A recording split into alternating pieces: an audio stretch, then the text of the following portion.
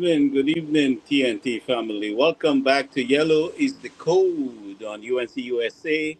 I have with me here, Mr. Suman Singh and Dr. Ramrup with us. And gentlemen, that was just a little treat for my good friend Marvin Gonzalez and all those who have a little ethnic problem. We have our multi-talented Minister of Homeland Security, Roger Alexander, very well engaged in our people and population and working very hard.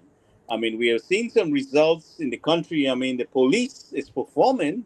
We've seen people getting recovered alive. We have had two incidents where those who went missing was recovered. We have the situation where Crime Sati. scene investigators returned this morning to the abandoned beach house in Rampanalgas, where 44-year-old Sati Karim was freed last night.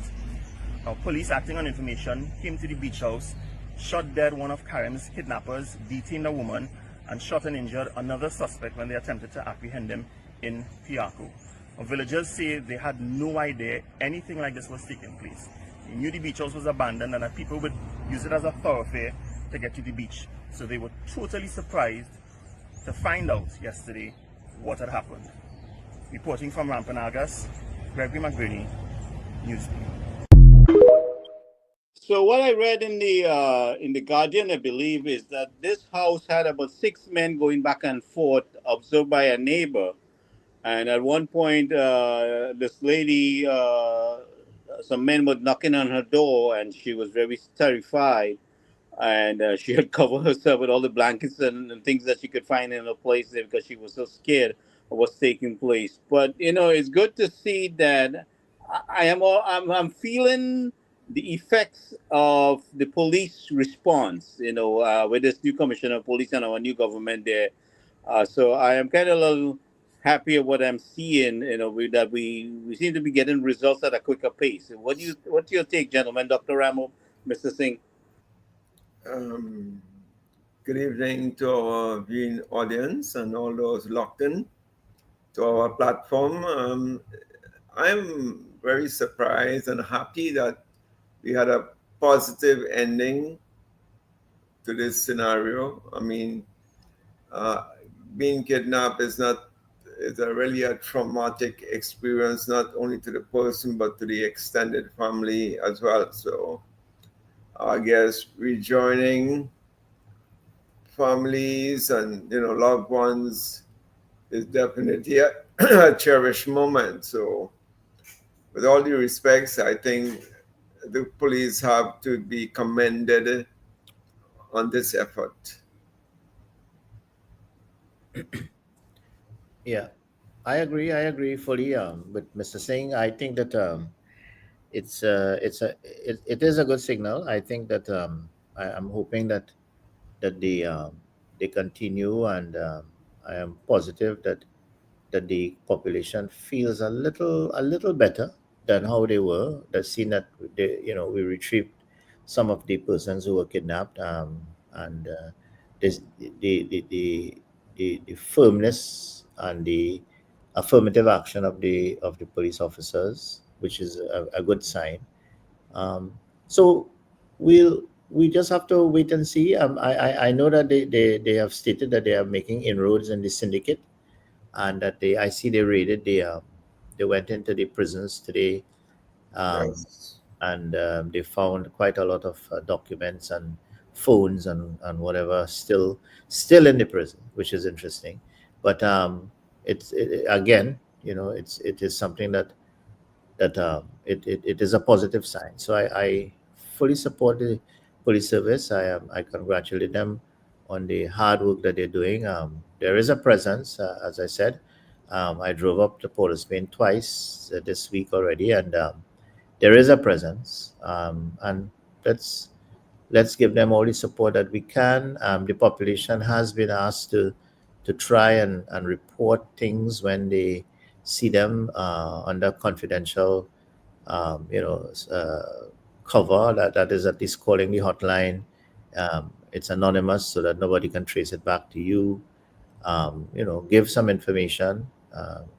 And as you can see, I think I can't remember if it was on this program where I said it, but I said that we have the public nuisance. The softer approach to crime will be definitely uh, going into all lots and properties um, that are bushy, that are overgrown, that have old buildings and dilapidated buildings, where it's a breeding site for criminal activities and for provides a safe haven for nocturnal activities as well as even daily activities.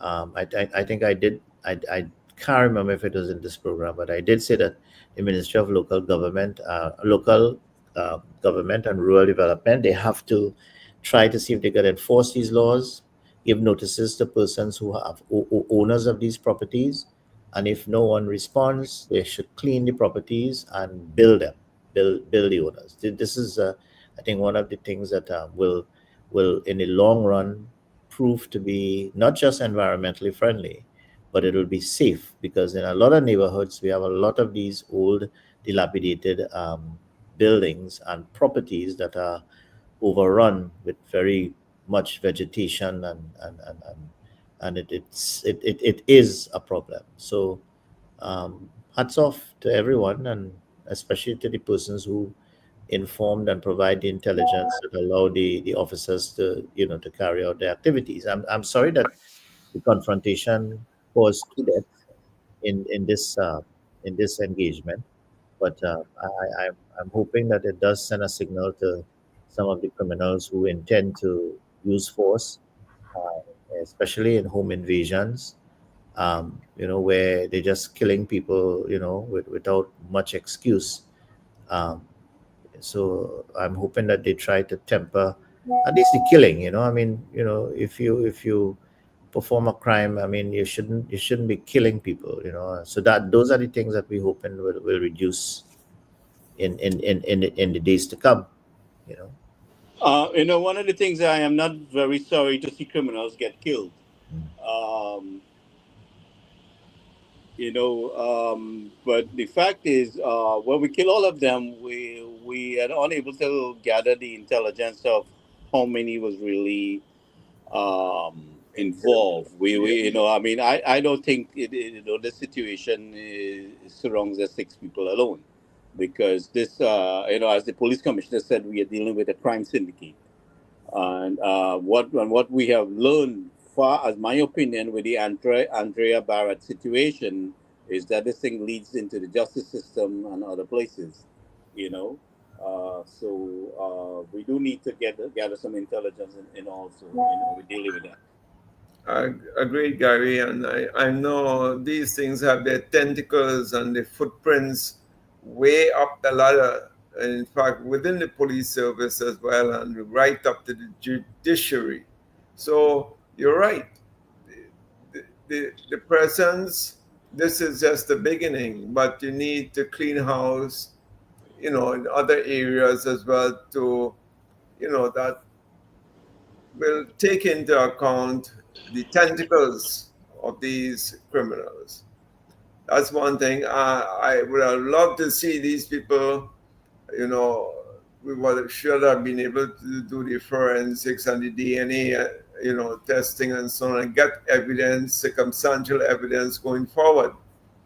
So I hope that is the next step down the road where we can, implement some of these measures. So it will be an all-encompassing approach, and that is what is needing. And that is why we can get more results, like this. So hats off to the police again, and just extend it to the other arms so that it can become a more effective policy-driven initiative. So if you look at the screen here, we have a picture of one of the prisoners that was shot in Guayco. Yes. Guayco is really up. That's up by Tuku there, right? That's Kumoto Manzalina area, isn't that? Yes, close to Manzalina, not up to Tuku, not that far. Yeah, the Manzalina, part of the Manzalina area, Yeah. right? Yeah. So we've also seen Kiran Lachman and the Ryan Singh was also who was reported missing has been recovered. Let me see if I can. So that's another plus. Two good results that we have seen. But I'm getting the feel of the police making some serious action, and I know our government has part to do with that also in the performance of the police because we wasn't seen us under the previous administration. And it's a shame to see the current leader of the opposition asking for the crime plan. When for 10 years we were still waiting on the PNM crime plan. And here, with all the boys facing this, she's asking, what and where is the current crime plan? It seems that UNC does not have a crime plan, according to her. Well, I can tell you, coming out of this, and I think also on Saturday as well, to complement all of this, is the FUL conversation going to take off as well. So it's all inclusive and it's going to bring results, I think, because I got the strong impression that this government, they do have a plan and they do intend to take the fight to the criminals. Again, but it has to be an all-encompassing approach involving the police service itself, cleaning up the police service, as well as the judiciary and all the intervening factors and persons in between. So this is good. And once you can get the DNA legislation going, we can start to build out the data bank on some of these guys. So here's a picture of the two gentlemen that was recovered safely, and I know the police arrested. I believe they arrested, some people in relation to it. Most of these things tend to have an inside job. People people you're familiar with. People from the community who act as lead agents and so on, policemen as well. Yeah. All these things, it's all intertwined, and it's as I say, crime really pays. Here's some consultation taking place in the Rima, Malabar, Mausika area, led by Senator Brian Baig and the Minister for Public Administration and Artificial Intelligence, Mr. Dominic Smith. So we are having consultation in various parts of the country, in the various constituencies where the government is reaching out to the people to get their views. I mean, one of the things was the stand your ground laws. And it is with the amount of evidence that we have seen. I think we have sufficient evidence. But what we need to be putting in place is the training and the education and the process of how we go about, executing that the law and the FUL. In that, what I have said before is we need to break it down. It cannot be the Commissioner of Police alone gets to sign off on that. We need a broader range of people involved in here. I think it should be resolved at the municipal level, to down to the local police station there with a senior officer signing off on it. But I want to encourage training alongside and some self-defense, in reference to, the FUL. Dr. Amrup, your input on that? Yeah, I definitely look at it as a very important program. It's something that needs to be has a lot of checks and balances. I for one do a lot of medicals for persons who come to me for the physical examination, for persons who wish to apply for firearms. I am involved with the Trinidad and Tobago Rifle Association. I'm one of the members of the South Trinidad Rifle Association, and I have in the past done quite a lot of training, for them, for persons who have firearms and persons who wish, to have firearms. So it's a very important process, and I think that what Mr. Singh is saying as well is it has to be. I mean, as I said, I keep saying that quite a lot of things have to, you should have to establish a business process.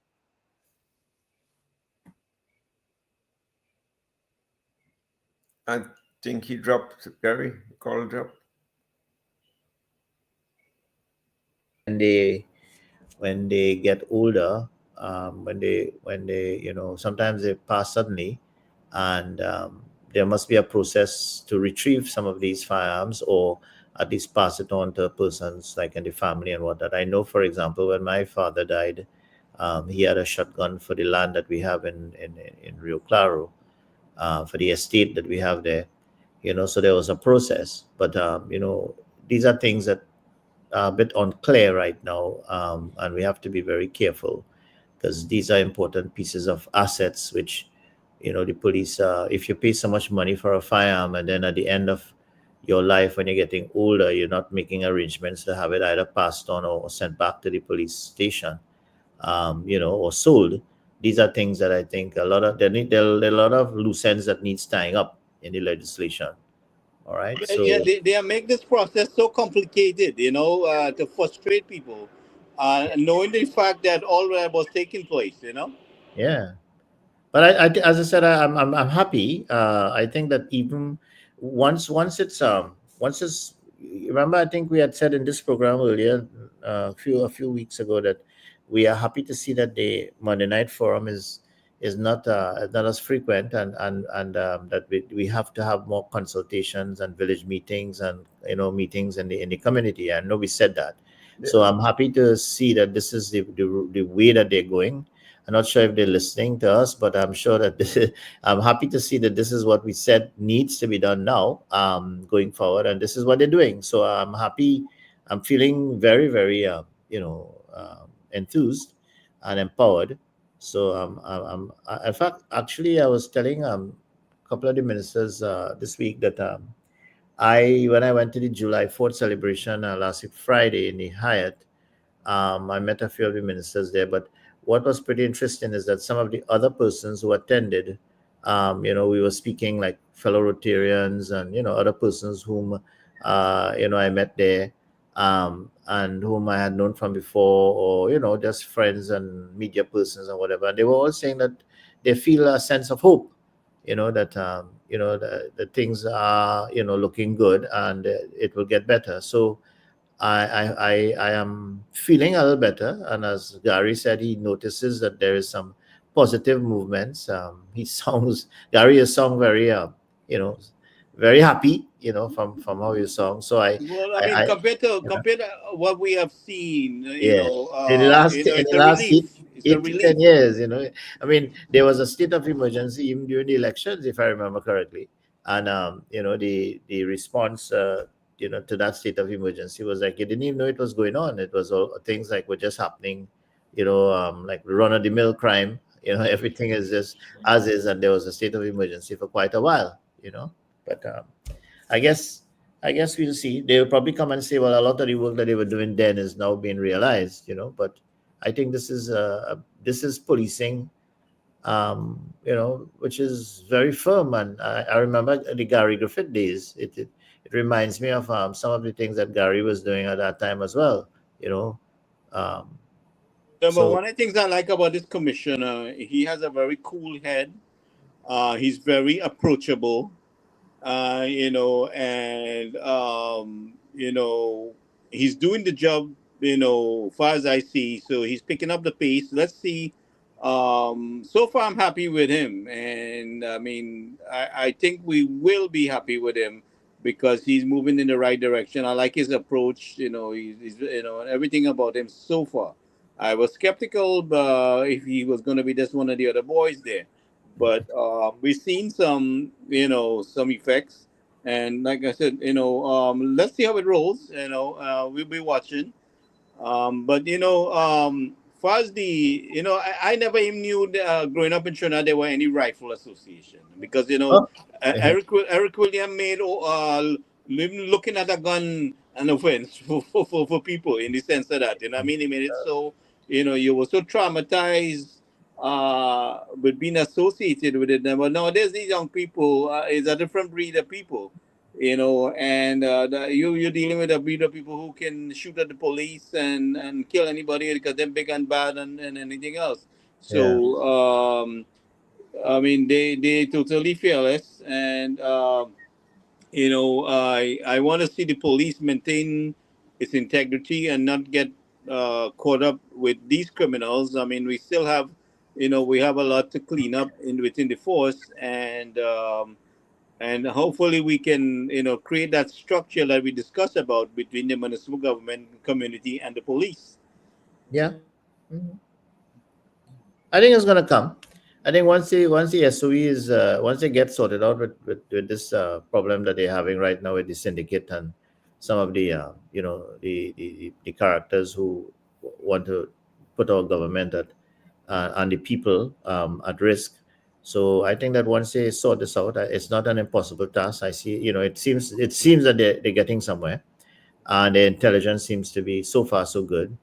Um, I mean, I anticipate that once everything settles down within about a month or two, I feel that we will see some positive changes. I think maybe the NOC, right? I know they're going to be addressing the NOC hopefully within the next couple of months, if not already. I'm hoping that some of the other areas which provides feedback to the police as well as the other law enforcement agencies is strengthened. So your early warning systems, your incident reporting, your community policing, your community watch groups, your hotline numbers, all the necessary, all the feedback mechanisms, all the feedback systems. That's what you say. As a doctor, the entire body has to work together. Yeah, yeah. So it's nice to see it's coming. I mean, clearly you have to put your foot down and get rid of some of the immediate problems, and I think that is what is happening. Um, I I know for a fact we have things going on the inside as we speak. So yeah, it's just a matter of time, I guess. So let's keep our fingers crossed and hope for the Not best. behind the scene. I'm seeing some information here. Dr. Sicharan, I guess, spoke today about the cat labs. He met with, speaking at an opening ceremony for Caribbean Cardiology Conference at the Hyatt. There was one today. Yeah. In fact, so basically, it might be still on. I guess because they said they met this evening. And so that's some good feedback that we're seeing something happen. I'm hoping that we could get Dr. Sricharan or Dr. Buru at some point here, to chat with us a little bit. I know they've been so busy and they are working very hard. There's always something to do, and it's nonstop. So I'm looking forward to seeing that taking place. And if I'm Gary, you can have the best cat lab, but as was mentioned, if they do have the supporting infrastructure to facilitate the cat lab, then it makes no sense because you may be arriving, if you ever arrive at the cat lab on time. He's talking about the 90 minutes. Yeah. Well, I understand. I mean, I'm sure they have heard some of what we said too, and Dr. Ramup was physically there to kind of deal with this on the ground there with them. We are just distance away right now, and so he can address it physically with them there as we move forward on this. But yes, I mean that should be understood, and we have spelled it out here, and I'm sure that Dr. Rambrook can take it from there on the ground with addressing them on it. Yeah, Yeah, it's a process. I mean, the thing about it is that yeah, I'm giving them some time and as because remember one of the things that they still haven't. I mean, I haven't heard any formal boards appointed yet for the regional health authorities. I saw some. They say it was released, without, it wasn't an authoritative release, and they had some names for the Southwest and the Eastern boards, but it sounds like it is just a note that went to cabinet, but somebody released the note, and so we're not sure if it is true, but I mean, to all intents and purposes, 2 boards have been chosen. So and maybe the other boards are in process. So I guess once the boards are there, then I think things will start, rolling, because then you'll have to look at what happens with the CEOs, because some of those CEOs are obviously PNM appointed CEOs. If I have to say that, I'll say it. No, I mean, call it as it is, call And it they as have it to go. They have to, whenever their contract ends, if they don't want to, pay them off and buy off the rest of the contract, these CEOs will have to leave, because for 10 years, some of them were there, and they really, they were not able to move the healthcare system to above a sort of mediocre performance. I mean, we have a good health sector. I keep saying, don't get me wrong. I mean, we have quite a lot of good things happening in the health sectors, in all the RHAs and in the public health system under the CMOH and the county medical officers of health. So we do have a good system. It's just that clearly we have to, bring our system into the fourth industrial age, right? We have to consider our new generations, what's going to happen to them, and how they're going to adapt to healthcare. It's not going to be same old, same old. We have to consider our aging population, who are living longer, with more comorbidities. I mean, COVID tried to get rid of some of us, but some of us survived. So luckily we survived, but we also survived with a lot of aches and pains and and a lot of other sequelae coming out from COVID and the vaccine itself. So we live in longer, but it's we're going to have to go to the healthcare system a little more and use more medications. So yes, that is what we're looking at. Also, integrated healthcare is something that needs to be looked at. We talked about it on the program. So although the ministers are opening a lot of these, going to a lot of the conferences and giving their little feature addresses and whatever, all of that is the role and work of the ministry. Not sure if the speeches are prepared by the technocrats, but basically that's what they're going to be doing for quite a while. It's going to happen throughout the course of their term. It is something that is, they always have to go to these meetings, and then as parliamentarians, they have other responsibilities to their areas. So they're going to be pretty busy politicking. Yeah. And then, of course, we have the budget coming up. Then they'll have the post-budget debate. And, I mean, they're going to have to do a lot of things. So whilst they're doing that, hopefully the boards are appointed, and hopefully, Sumant, myself, and some other persons might get a chance, hopefully, to advise, recommend, guide, support, give all little pieces here and there, streamline, make it more effective and efficient, help re-engineer some of the processes that are redundant, assist in the integration of healthcare, provide, dashboards for the deliverables of the manifesto, assist the RHAs in terms of aligning themselves to national strategy as it pertains to the manifesto, but also as it pertains to the service level agreement when it comes to healthcare. So there are a lot of things that will have to happen from now till December. If it is this is July now, August, September, budget is in October, right? So you're looking at November, December, Christmas comes, and then you have Carnival coming. So pretty much things are moving very quickly. And as I said, maybe they wouldn't have time to sit back and relax. I think they're just going to be, all of them, moving rapidly forward. The hurricane season is here. We have some bad weather this weekend. I anticipate that there would be some floodings in some areas. So again, we'll be pretty busy with our boots out there.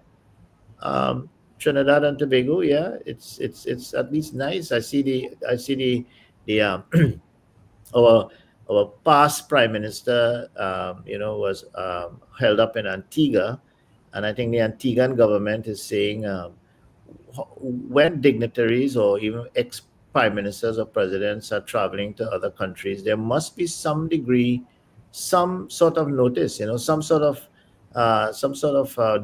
diplomatic communication, either through foreign affairs or the offices of the persons who have retired or whatever, to avoid some things. I think something went down there, and they just tried to justify it and say it was Interpol, but I think it was a mess up by Antigua, if I may say so myself.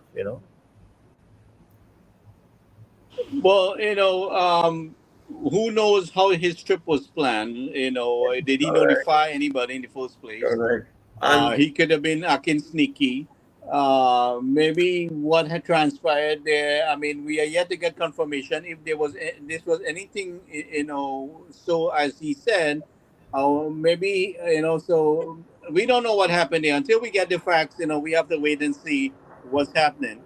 right. And as far as the police, our local police say he was never in any Interpol list. But what strikes me Well, more it than was it's not to the knowledge of the TTPS. So, right, but so it could be paranoia because the fact that all these things coming up against his former ministers with these secret this is where I'm contract going. and things like that. This is exactly where I'm going. It could be a deflective measure that they're just trying to deflect some of the more important issues, especially with what's happening with the CPAP and so on. So it could be a deflective strategy, and this has always been PNM strategy to deflect the main issues into some surrounding nonsensical thing which may not make sense. Because if the police in local police say that he was never on any list and he's trying to create something, out of Antigua, well, it leaves Well, a Dr. lot. Raleigh has to know why Interpol will be interested in him, right? He will Yeah. know better than any one of us, right? Correct. and we know the PNM strategy is really one of deflection. So we have to take that with a grain of salt. Remember, he's the same prime minister who had COVID 4 or 5 times. How do we know? He just said he had COVID, and we take that for granted. So you cannot trust these persons. You just cannot trust these persons. So I think it was, go I ahead. think it was more a deflective role. He was trying to take the heat of what was going on with CPEP and the chairman. I don't know. Maybe Interpol is interested in asking him about Delcy crossing the border with the team. Maybe Interpol is interested in that. I don't know. Maybe. Here is a quick news update for TNT. CPEP CEO Keith Eddy has revealed he was pressured by former local government minister Faris Al-Rawi to approve the renewal of over 300 contractor contracts worth over $1.4 billion without cabinet approval, just days before the April 28th general election. In a sworn affidavit filed on July 17th, Eddy claims the pressure campaign included calls, WhatsApp messages, and requests to engage Al-Rawi's alleged right-hand man. Eddy stood his ground, refusing to proceed without formal cabinet backing.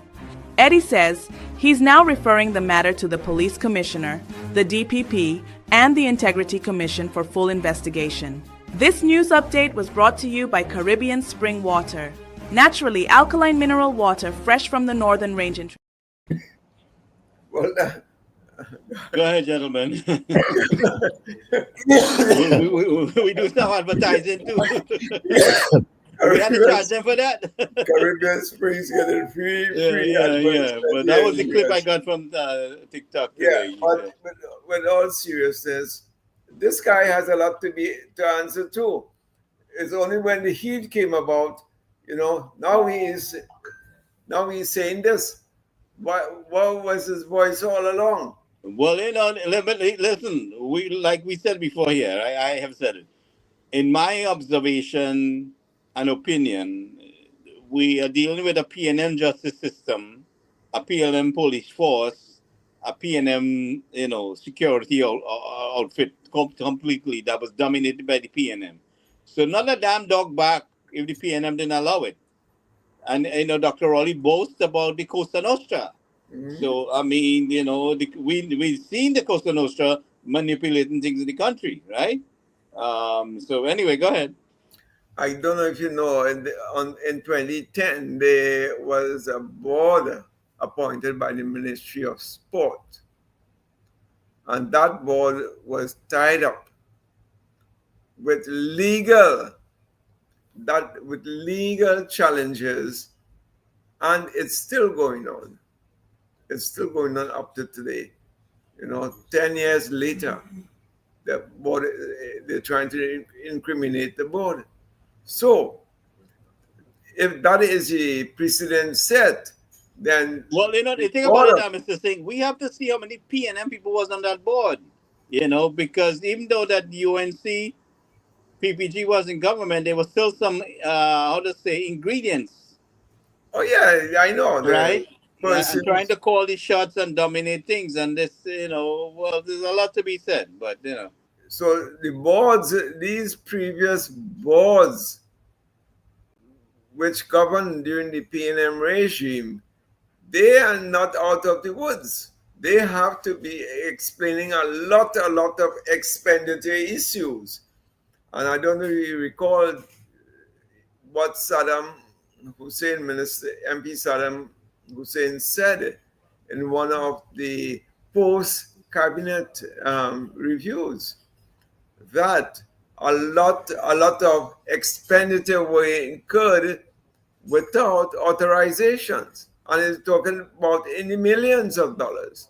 And for things, other discriminatory ones like, buying PNM fets and so on to go to carnival fets and fundraisers and so on for the PNM.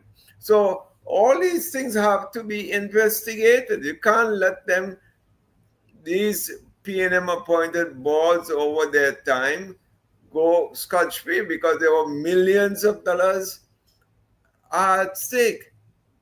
So in the same way they prosecuted the PP board, Ministry of Sport board under PP government, well then, as that precedent has already been established, then we should be able to see now who are the culpable ones, right? And in the case of the CPF one here, this guy, Eddie, did not know this thing yesterday or today or last week. And if that was the case, as chairman of the board, right, you have a right to speak up. That's why you're the chairman, you're the head of the board.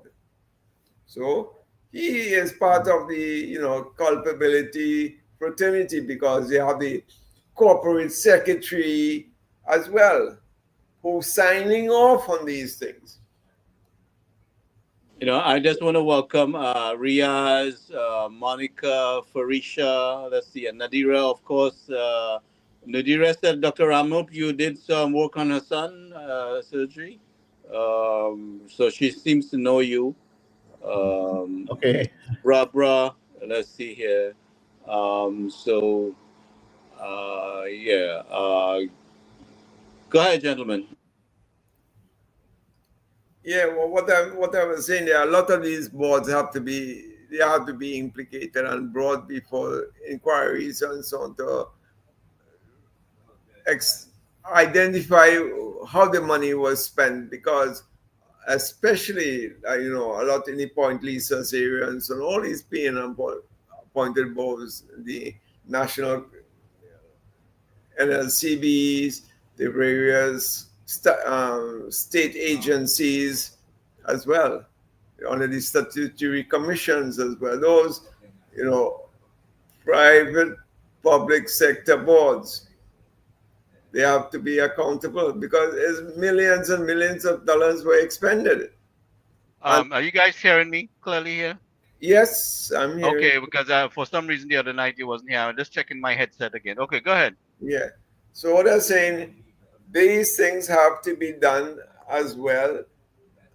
We cannot afford to just let it rest there because that is where we'll find the money and find those culpable, and bring them to bear because they enjoyed the benefits of those expenditure. Yeah, and seeing how this money was distributed, and the people that they're trying to rile up, those people never really benefited at the lower level. And I do not want to hear, and I will not tolerate anybody asking people for money to get a CPEP job or a URP job. So, Because if I hear anybody taxing anybody to get one of these jobs here, I will report you. so let me tell you, what about the ghost scans? Where was that money filtered to after the Yeah. monies went to the banks? Yeah. People on the payroll, Yeah. and not even on the job. Right. So who was that? The boards of these the state agency knew that these was fake ghost scans, yet they approved the expenditure. This is my point. The permanent secretary as well. They were the ones who approve the expenditure to the boards. The boards will filter that through the CEO, which now filtered to the company or the companies themselves. So the CEO is really the intermediary between the company and the board of directors. So it's a whole chain of command. So it's not one person or just say the minister is culpable. No, it's a lot of these people are engaged. Were engaged in the process. And this is what they incriminating the sports ministry under the 2010-2015 partnership government. So that's what I'm saying. So there's precedent established already. So they have to go after all these boards and find out where the monies went and who authorized them, and bring it to the attention of the public. I mean, it's too much money, too much of a large sum of money that was, how to say, absorbed from the top level.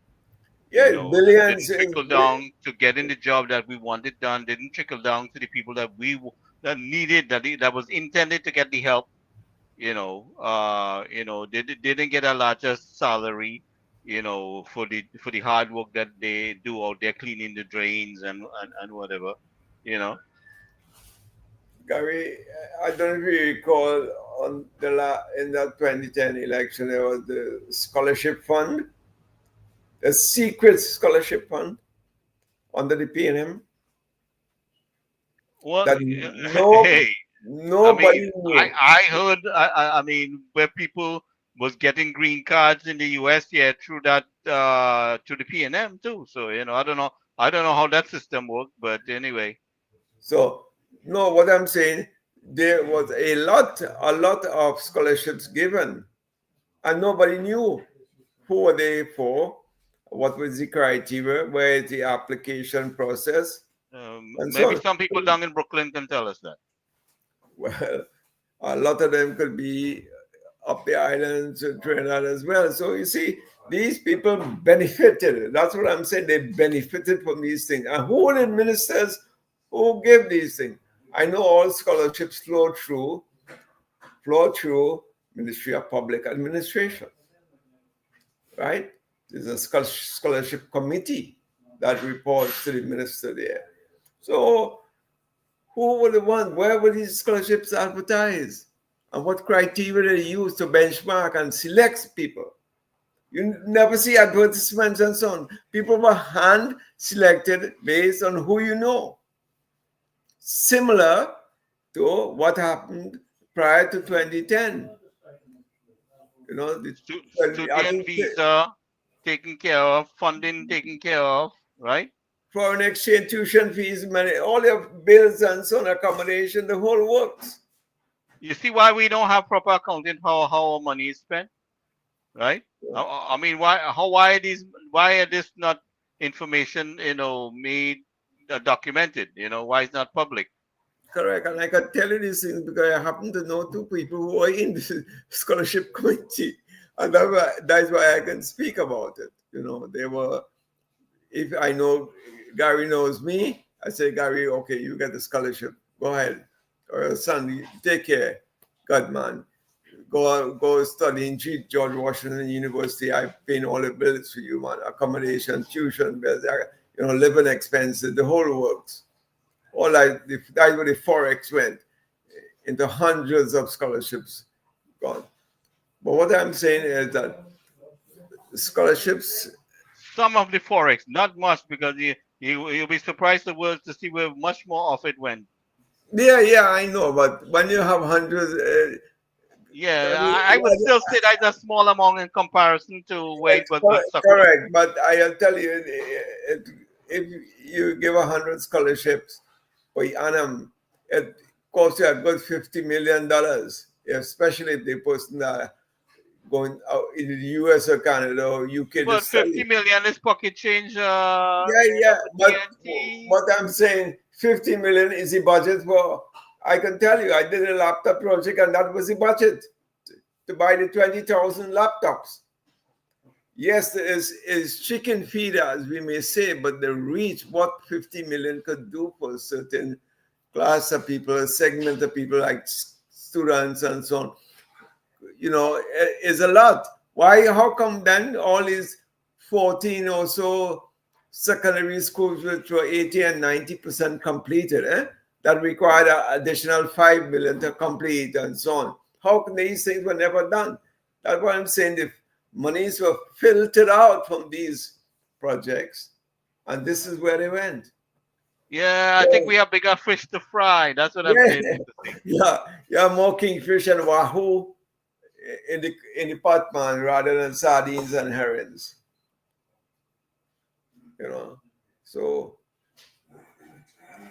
I will like to see that these people be brought together. Yeah, but getting back to the cath lab and the medical response rate, we all know we have a lot of work. We be starting from underground. We wouldn't even be starting on the ground because there's so much to fix and funding needed for it. So what our intentions are and what is feasible is two different things. Yes. I'm afraid that these things don't go cold in our investigation as the efforts are made to modernize the systems. What can I get you?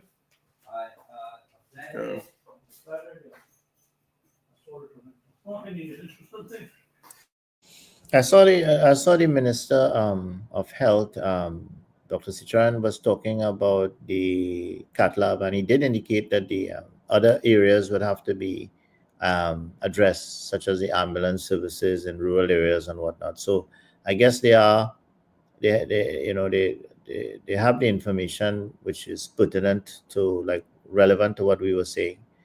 I know that, remember, I prepared a document with this ambulance system, but I'm not sure if but Doc, also I have had several conversations with them in reference to that. You would have more of a detailed analysis, how to go about it and stuff. But this is something I've been raising with them for a while. So Dr. Budu was here and Dr. Sitran has been on my show a few times.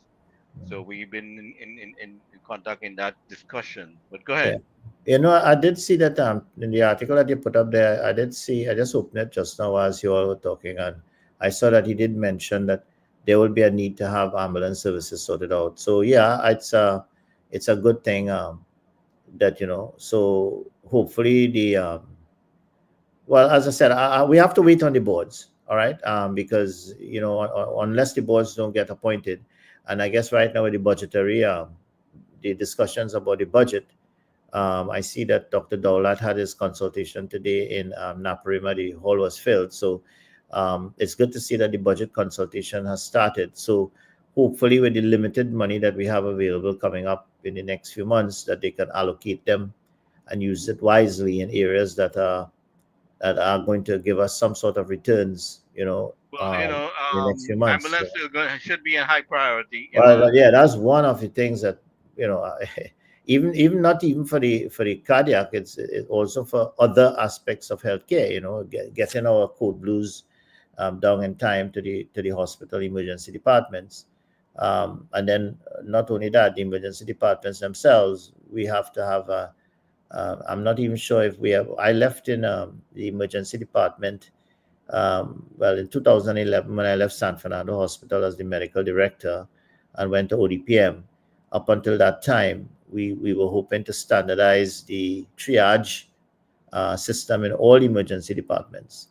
Because what you had was like a triage system in Tobago, which was different to a triage system in Eastern, a triage system different in Port of Spain, different in Sangre Grande, different in San Fernando Point. Well, in South, when I was head of emergency department, I standardized all the triage systems in all emergency departments. So in Southwest, we were pretty much advanced when it came to that. But when I talk about that national integration, one of the things we'd have to do now is to make sure that all emergency departments have the same national triage acuity scale system. So this allows us to be able to benchmark the times, because what might be 90 minutes in one emergency department, all things being equal, might be different to another department in Southwest if the triage system is not standardized. So these are some of the little bugs that needs to be fixed, right? When you're going to go to a first world healthcare system where cath labs are going to be integrated and you're going to be measuring times. Measuring times is one thing, but we need to standardize the emergency department's triage and acuity scale. That means that how we sort our patients in an emergency department. It's basically on an acuity level, so that each acuity level has a time by which they have to see the doctor, right, or the nurse, as it were.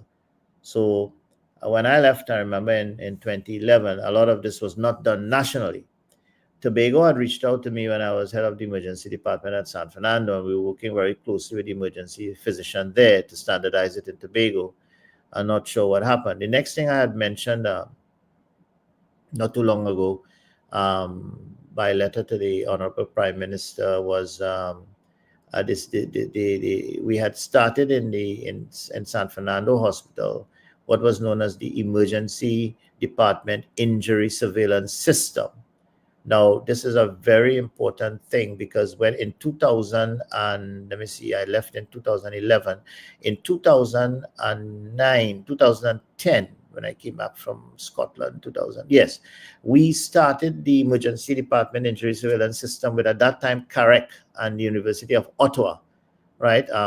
We were actually studying all injuries, and we developed a system where we were going to be creating what is called a National Trauma Registry. At that time, we had already begun to see trends of gangs, and we had already seen an increase in gunshot injuries compared to machete-type cutlass injuries. We were seeing a change. The Ministry of Consumer Affairs had come across us, and we were studying persons who were injured in falls due to defective appliances, and who were getting injured when like microwaves, etc., exploded, etc., gas tanks exploded. So we were beginning to see trends. We were looking at motor vehicle collisions and morbidity, and it was giving us a good idea of mortality. So persons who were injured in accidents and who died before reaching hospital, who went straight into the mortuary, we didn't pick that up, but we were picking up the ones who were severely injured and then they died on the ward or in ICU. So what we were looking at is we were seeing the tip of the iceberg, where motor vehicle collisions were getting more and more, even at that time. It was an epidemic problem, and that it was related to cars. And then later on, we did a study and we found out that a lot of it was related to sleep apnea, right? Where we have a very high diabetic population, people driving on the roads, and they're falling asleep on the steering because of the fact that they were snoring a lot in the night, and because of the fact that they don't have enough CPAP machines to go around, because people had a lot of problems breathing at night. And it's one of the big problems all over the world when it comes to accidents. People didn't realize that it was really because of airway problems, where you're not breathing properly, and you have to get up 3 or 4 times in the night because you stop breathing, and that is basically why sleep apnea is one of the biggest problems when it comes to accidents all over the world. So we were actually, as Trinidad and Tobago, somewhere around 15th in the world, with Guatemala, etc., being number 1 or number 2 at that time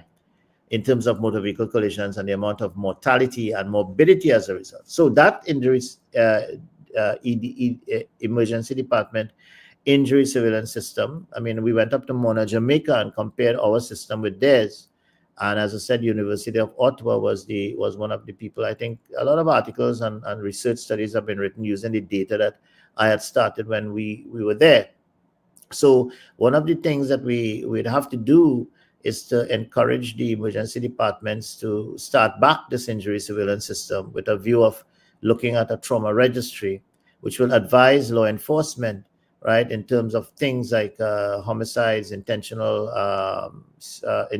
injuries, like suicides, etc. All of these things will have to begin to be recorded on the trauma registry, so that we'll get an idea of not just the mortality, that is deaths, but the morbidity going forward. Now, these are things that, as a country, we haven't been doing, and it actually helps law enforcement going forward in terms of identifying trends that are happening, and they can now begin, to act on some of these trends. And I mean, we were looking at the trends of gangs even as early as 1995 in Trinidad and Tobago, when we had started this injury surveillance system. And look at what is happening with gangs now. Is one of our biggest problems in the country, and we were picking up that from then. So I think that it's something that that the Ministry of Health should start back in emergency departments with standardization of the emergency triage and acuity scale throughout the country. So a lot of, I think, with AI now as a tool, I think we can begin to integrate healthcare. Integrated healthcare is a first world system. It's important, because if we are going to cost our healthcare and we're going to improve our healthcare from a baseline, right, then we need to have some of these, as you were saying, Gary, a couple of nights ago, basic things done. Basic things needs to be done, right? And we identified them. We talked about the Patients' Right Charter, right? It was done in the UNC days. I remember, I think it was our Attorney General at the time who had brought it in. I think it was Ramesh Lawrence Maharaj, right, who had introduced and who had pushed forward that Patients' Right Charter, right? Hamza Rafiq, the late, was one of the persons who had propagated that. Hamza Rafiq also brought in the emergency ambulance system from Nova Scotia in Canada. They started it under Pandey's government. So again, these are things that, Gary, that we have to revisit. Speaking of that, I'm going to tell you what. Yeah. We were overseas, and my grandfather on my mother's side became ill. My sister called from the USA and got an ambulance to respond to my grandfather in a very short period of time when Pandey was in government. So that's something. Yeah, I know it's true. I mean, as I said, we started the system, the emergency health system, in San Fernando Hospital. I was the head of casualty at the time, and we started the ambulance system there under my supervision. I was the head of the emergency department. And this is where we trained the basic emergency technicians. We graduated the first batch. We launched the ambulance services. All right, and I was the medical director, the assistant medical director with Dr. Rashid Adam, who was the national medical director, and we developed the standard operating procedures for the current the emergency ambulance systems SOPs that they have right now. The standing orders that were written by Dr. Rashid Adam and myself as the South Medical Director, with a few changes, of course, later on, I guess. But this is where we had started, and this is where we put in.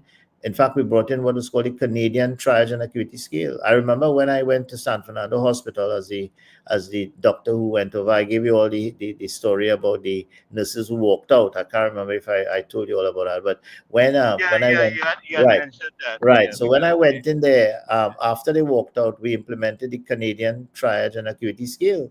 And we began to sort out patients in emergency rooms. When we went in there, people used to be lining up in lines, to come and see the nurse first. And the nurse would say, okay, you have a broken toe or you have a seat. All right, so you have chest pain. Okay, you go in this area, and everybody lining up. Whereas now, I am thinking, as that location where the Cooper Hospital there, right off the highway, it's yeah. a perfect location to be our first trauma center because easy access, and maybe we can add. I don't know if we have had added before.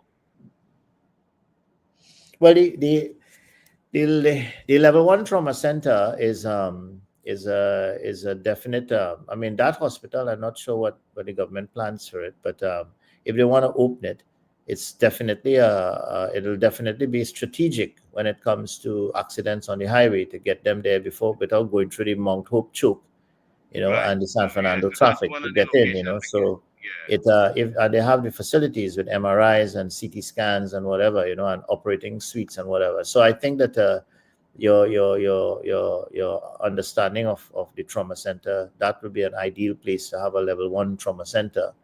I think we could expand its capabilities, but at least it could be chosen as one of the designated. I'm sure they have some space for a helicopter to land also. If we Yeah, they go do. ahead They and do. go They there. have a helipad. Yeah, it's But they do have a definitely. helipad, right? Yeah. All right. So it's these are it's some of yeah. the- So those are some of the things we talked about. The common procedural terminology. We talked about the national accreditation standards. There's a booklet that was done when I was medical director at San Fernando. In fact, we had a visit from the Joint Committee of Hospitals Association, the JACO, and the International Hospital Accreditation System. They came down, and we had a lot of consultation, and we developed the National Accreditation Standard. It's a booklet, and that booklet, well, I don't know. It's in the shelves. It's probably collecting dust. I don't think anybody ever pulls it off or pulls it up. I remember going to an interview for a post as CEO in Tobago, and when I pulled out the booklet, I saw the surprise of the interviewers when they realized that there was an accreditation booklet, and they wanted me to give them a copy. Well, unfortunately, I didn't do that. Fortunately, I have it here with me in my home. But that book exists. It's a book that was printed by the government of Trinidad and Tobago, but nobody uses it in any one of the facilities of Trinidad and Tobago in 2025, and that was done in, I think it was 2000, 1999 or 2001, somewhere there. So a lot needs to be done. A lot needs to be done if we're gonna be creating a healthcare system that is first world.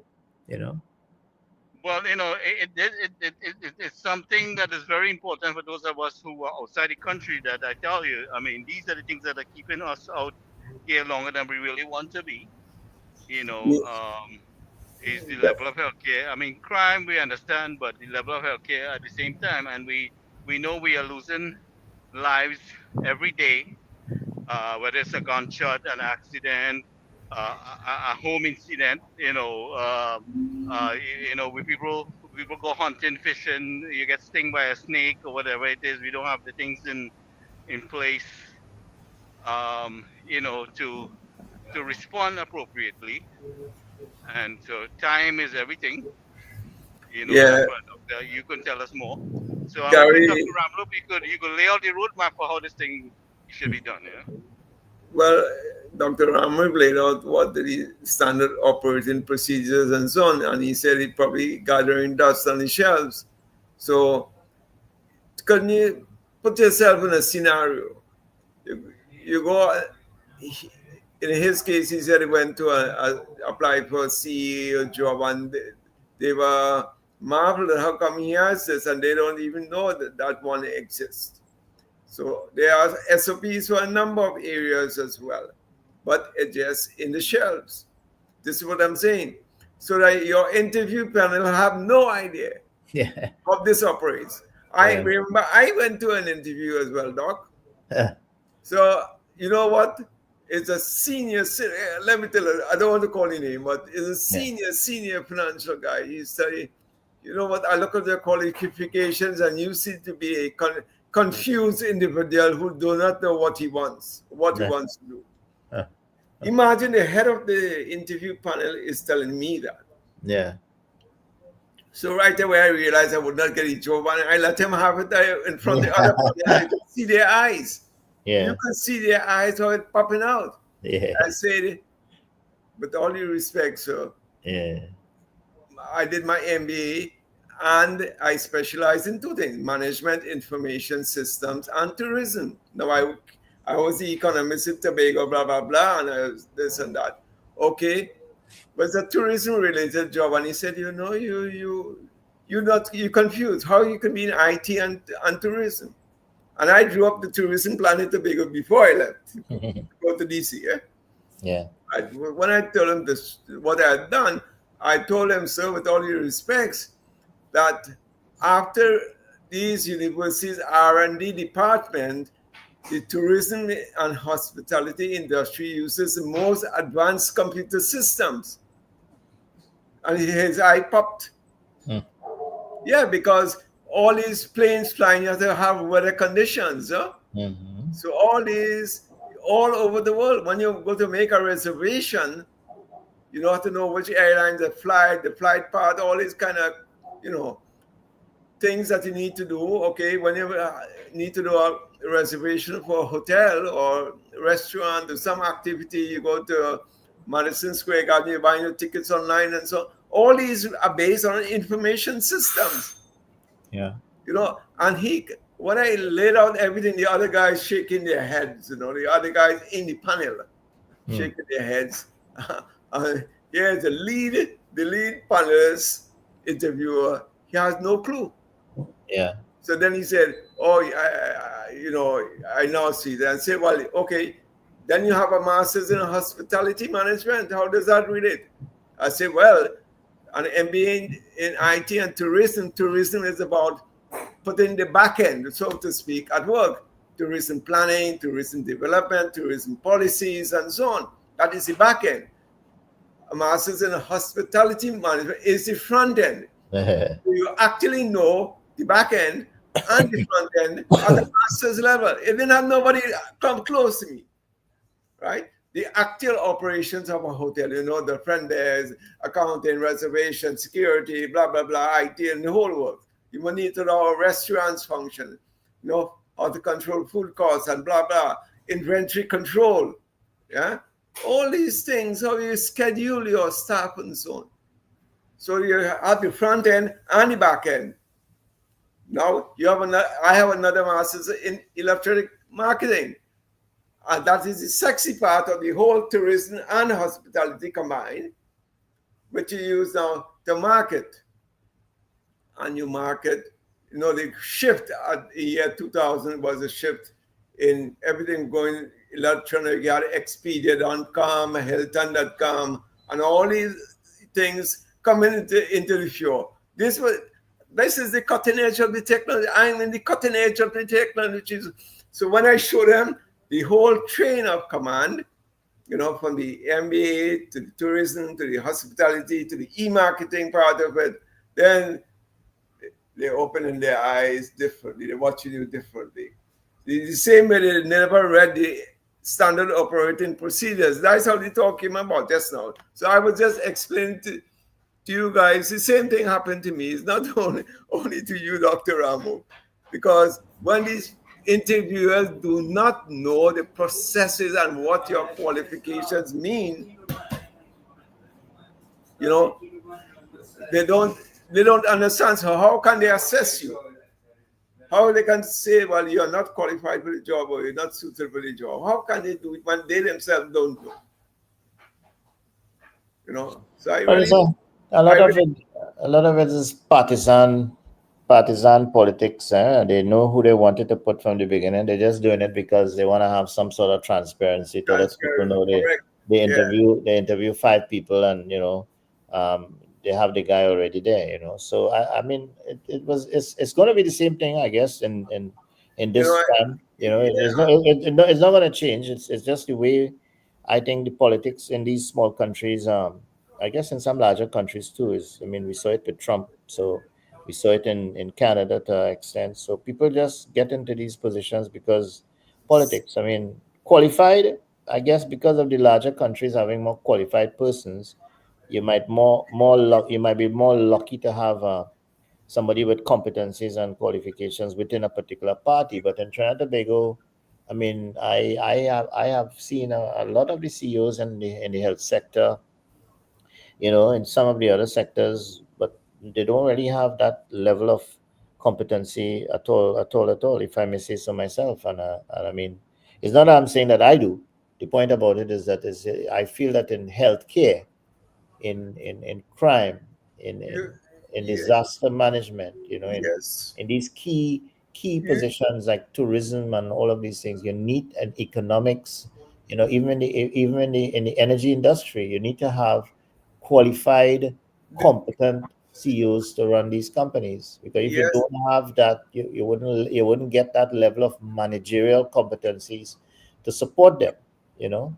So you see, this is the thing. And now the whole industry is shifting to the AI side of it. In fact, last week I went to a conference here in Miami hosted by my alma mater, Florida International University School of Hospitality Management. And they're showing you now how AI is influencing the whole hospitality industry Yeah. and the roles and what you have to expect and all these things. And I have no idea if these people back home have any clue of what's going on because I never saw no representatives from Yeah. Caribbean or around the thing here. So mostly from TUI Europe and some of the big airlines, operating on KLM, Air France, and so on, and Delta, and what have you. But these are the people who drive the industry.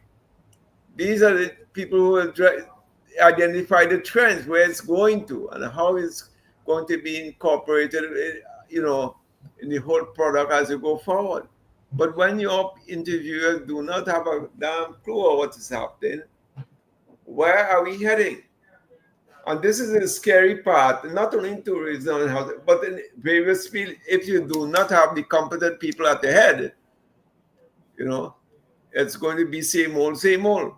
Yeah. Because you know how Trinidad functions. People tend to hog their data for themselves only.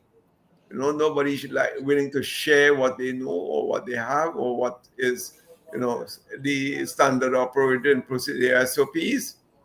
What does the service level agreement say? Okay, well, so on, so on, so. But when they hog every damn thing for themselves, and this is not, this knowledge is not spread out, then what happens? Yeah, I think that I mean, I'm hoping that it don't get too long, but this whole data and Yeah. information age and the whole system of how we collect our data and share, I, the establishment of levels of security, yes, also levels of authority to access this data, how we share and how we sort data. I mean, this whole data management thing is something that is, is and it has to this, be done quickly. this, especially if we did what you say, and we do the CBA, the community based. If we start to collect information from that level and going within a matter of Yeah. 2-3 years, you will have a build out of data which you will have Yeah, sufficient to well, run the entire country in I'm telling all you, different you'll ministries. be able to actually just go on a smartphone, a healthcare provider or police officer in his iPad, and he'll be able to pull up a dwelling, in a village, a dilapidated building like where they got the lady, and they'll be able to using shared data. If they once you get affiliated with your satellite, you buy data and you get information, and you'll be able to actually go and look at that house and monitor information and monitor movements and look at activities. And I mean, Trinidad could be a safe country. It's just that we just need to do the basics. We just need to get the foot soldiers to go in there now, start, hopefully, if they take my advice and start, within a very short space of time. Our last census was 2011. We supposed to have a census in 2021, which is obviously the COVID couple of years, but we overdue for a national census. So I'm hoping that one of the things that this government does very quickly, hopefully in the early part of next year, is to get get the necessary, even start training the people from now, start to get that census organized by 2026, so that we can begin to fill up some of the information holes that we have, and identify, as you say, where everybody is in the country, or where they should be, And you have the DNA lab and the forensics to go along with Yeah, it. yeah. Listen, the education system ties back with that whole community aspect as well. We actually, the schools would actually account for a certain percentage of your population. Yeah. Right? From the nursery schools to all the secondary, elementary schools, right away, where a certain section of your community. Once you begin to go to the household and reconcile the data back with how many people in each dwelling, how many children go to school, how many people go to university, whatever, you'll be able to get a fairly good idea of where the missing 60 to 70,000 people committing all our crimes are. You know what I mean? And I think basically that will help law enforcement to a large extent. You know your population pretty much by your assessments as to who are the ones out there who are committing the crimes, who are missing from their homes, who don't have a home, and where they are, where are they, and this is where we're going to start to find them. You see, so there is a method to the madness, and it's a small country, and I beg to say that, if you really want to get into 2030 as a government, you need to probably start this now. I definitely endorse that, definitely, because I see it here, I see it in the US. It happens that without data, you're in a guessing game. You're just thinking, you're just assuming things. The data gives you the concrete facts. You cannot lie. The data doesn't lie, right? And if you don't have the data, you can't use AI. So data is the fuel. So if you don't have that fuel, how the hell are you going to do anything? Plan, strategic planning, meeting your outcomes. But Suman, in any real emergency situation, you need real-time information being fed to you accurately, so you could make good judgment. Okay. So the more information you have, like your data, like the AI, the more assistance you have to aid you to respond with precision. This is something should be highly considered. That is my opinion. It is correctly. So somebody gets a heart attack in Moruga. What happens? You have a 90-minute window. What Dr. Citron is saying. Ambulance have to come to Moruga and bring the guy to San Fernando. Given your road conditions, what happens? Given the time of the day or the night, what's going to happen? So you see, when you send in an ambulance, in that case. So maybe we would have to look at drones ambulance instead of ambulance on wheels. So what I say, not a normal ambulance, and with paramedics and everything along the way. This is the point. So the thing about it is that it's not that the package that you're sending. If the package is damaged and you don't have immediate repair of that package, whether you take a 60-minute or a 15-minute to reach it to the hospital, it makes no sense. So the trick in it now this is why I feel that the health centers have to be equipped to shorten the distance of the trip. Number one, and then you could remove them from there if you get to the health center. The international standard is that if it's a code blue, the paramedic, right, would be in a vehicle either behind or on the bus, right? In other words, and how it works is that ambulances are staged. They don't come out from like a fire station, like how it works with fire. You don't send the tender from the fire station. So what they do, based on the call centers and the number of calls and the different high-risk areas, based on, again, data, the ambulances will be pre-positioned in like under a rum shop or by a church or whatever it is. So they are parked up and they're waiting. All right. And what happens is that when the call comes, then the nearest ambulance is dispatched.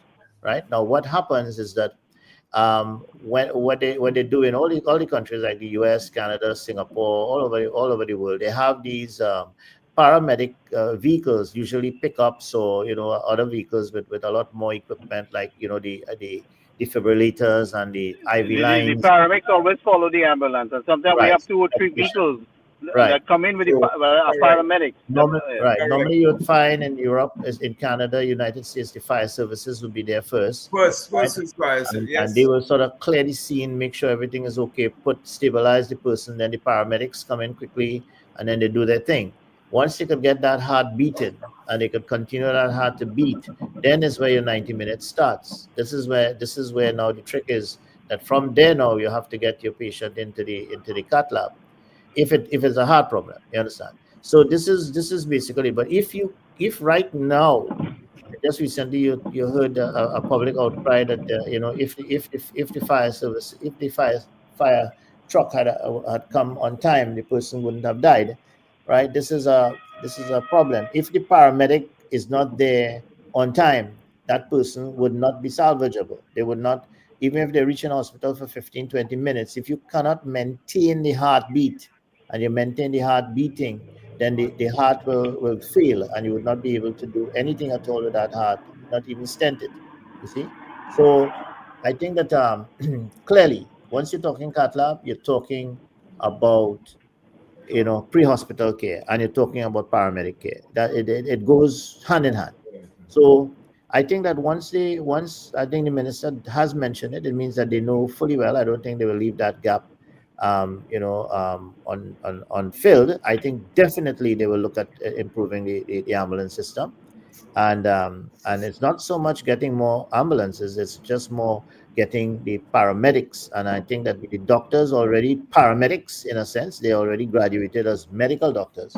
They don't have to be a paramedic, they are medical doctors. They're fully trained to put up IV lines and keep the heart going, right? Maybe a training, maybe they might just have to be up trained in what we call advanced trauma life support and advanced cardiac life support and advanced pediatric life support.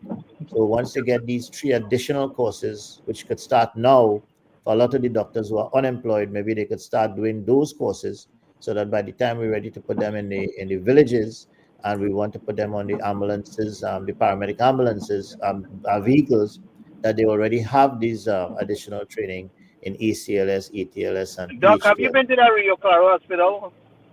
Yes, I pass that hospital every most weekends when I go up to the beach house. Yeah, because you go down to Mayaro, right? Yeah. So I mean, you've been inside, right? Yeah. So I mean, how well equipped is that? All the district health facilities, right, are pretty well equipped when it comes to the infrastructure. I think what is happening is that there's just the systems are not up to par. I mean, they might have a few drugs missing from the crash carts. Because why?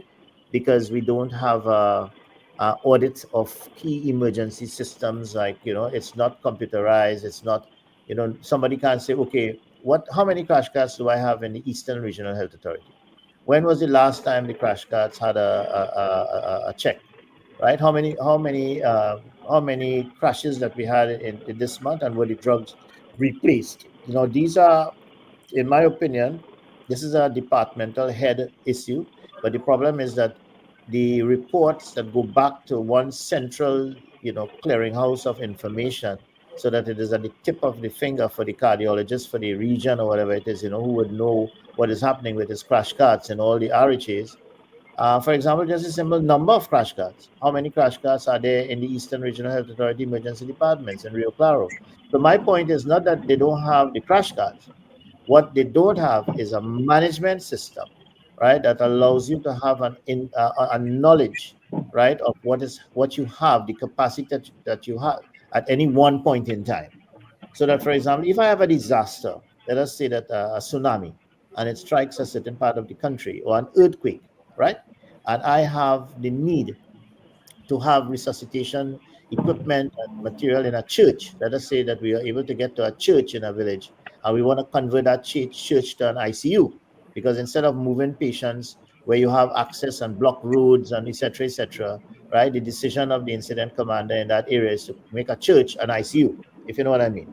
So we can bring critical people right to the ICU. Now, if I say that I want to do that, and I ask the CEO of the Or RHA, even yeah, a secondary school where the assembly hall is. correct. That's what I'm saying. So if I say that I want to have an idea of how many crash cards I have, that I can send the helicopter and ask the soldiers to bring those crash cards to the church, how many do I have?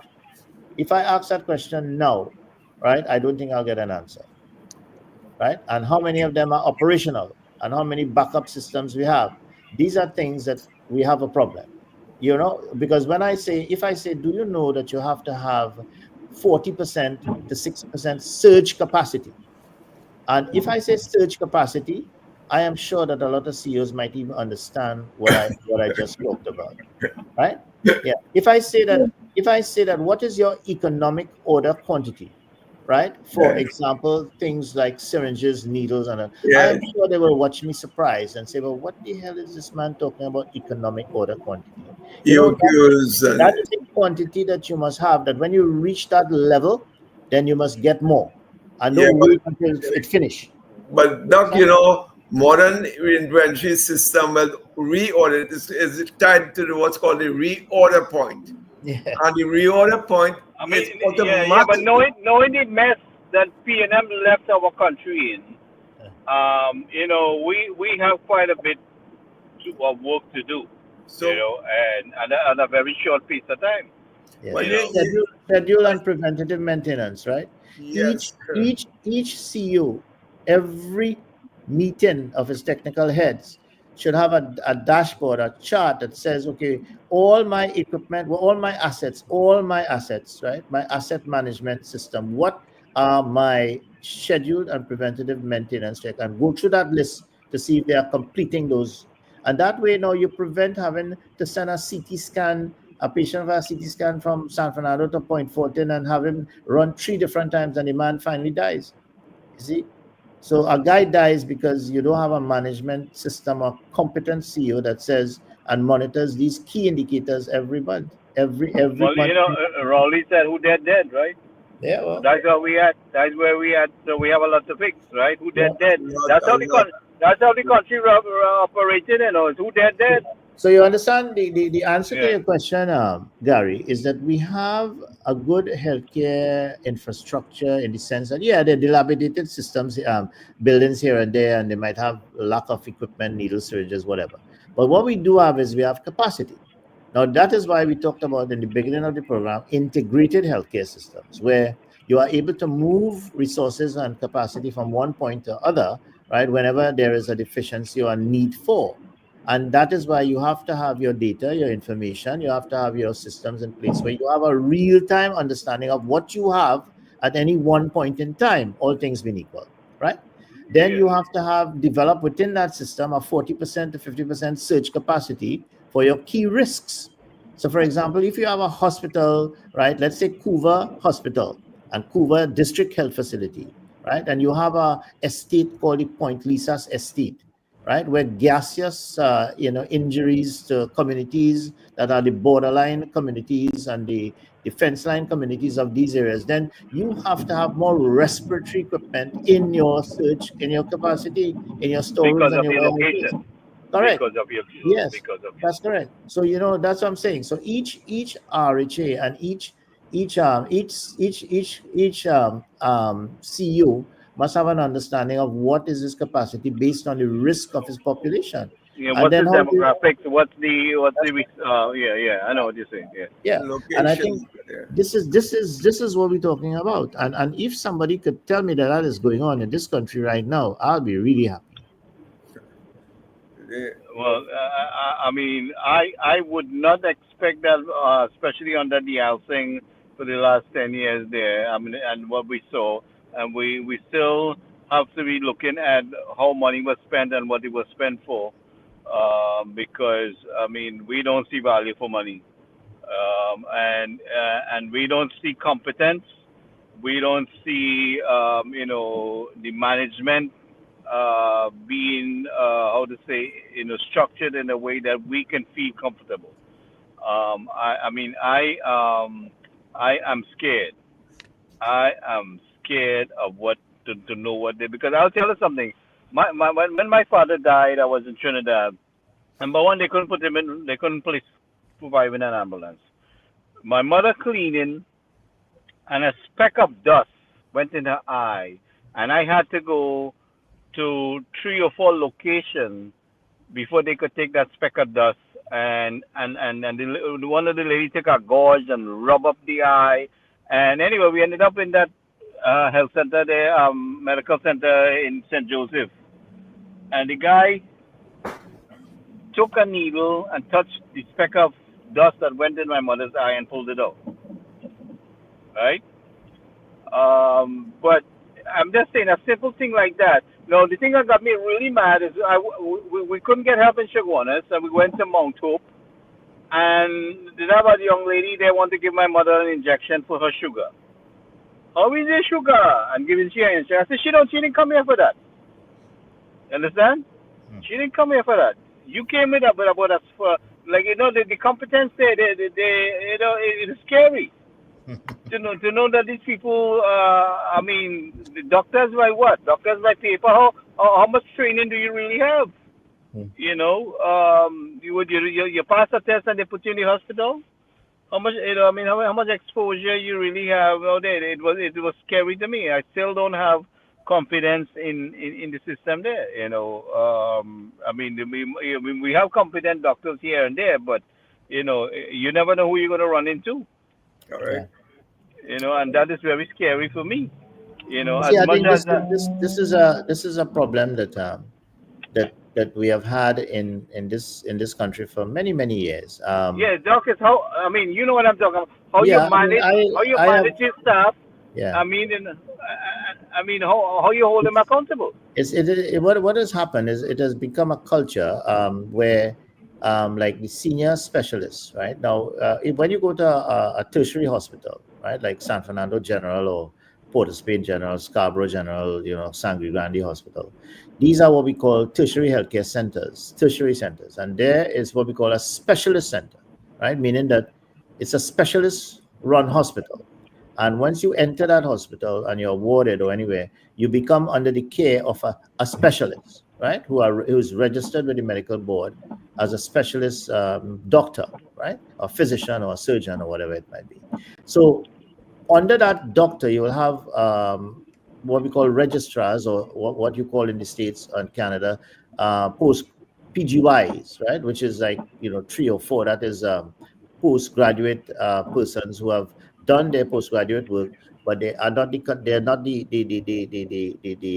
consultants or the specialists as yet, right?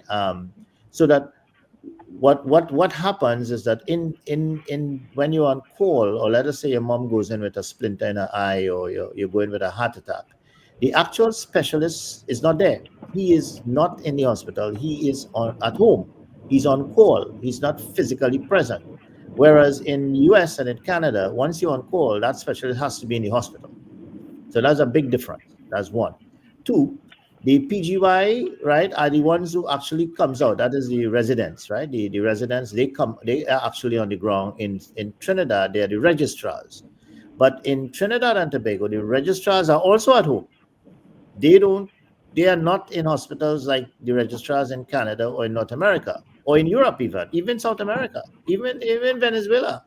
So you have to wait for them to wake up, have their coffee, put on their pants, and then come there. This is what you're talking about, right? So the PGY, the resident, the senior resident, now in Trinidad is called a registrar, and he's home, right? Yep. Or he's in his private practice during the day after 9 o'clock, 10 o'clock in the morning. Once they finish their rounds, they go home. So the persons that you have in the hospitals are what we call your junior residents, right? These are like your PGY 1 year, 2 residents that you have abroad. We call them house officers in Trinidad and Tobago. Yeah. Now, these are the house officers who would probably, with the interns, see you as a person who come off the streets and land up in hospital as an emergency, in the emergency room, right? In Trinidad and Tobago, luckily what we did when I was head of the department in San Fernando, we started what was called the emergency physician degree, right? At postgraduate degree at UE, right? And one of my colleagues, he started the program, and San Fernando again was the pilot program.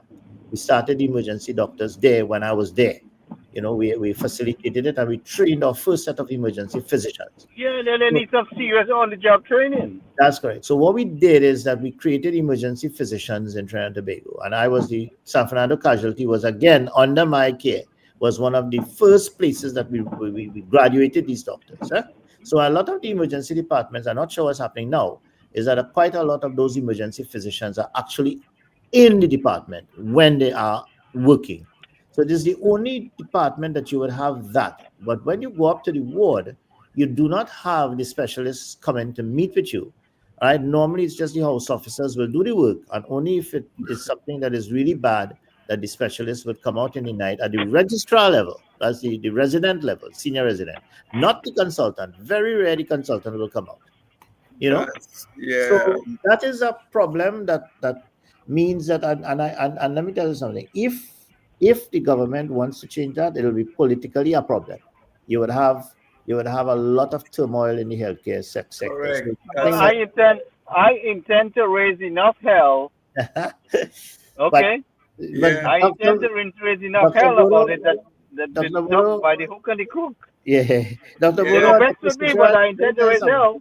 If they tackle that problem, they're going to get pushback. A lot of issues going to come up with it. It has to be a way, right? I had suggested once that what we should do, we already have the problem. It's a cultural problem, right?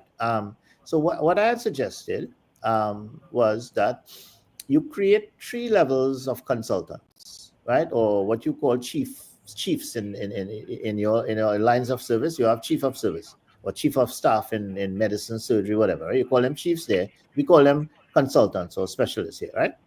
So we call them specialist medical officers here, the SMOs and heads of the divisions. What I suggest that they do is you have them already. So what you do, you create 3. 1, hospital consultant, right?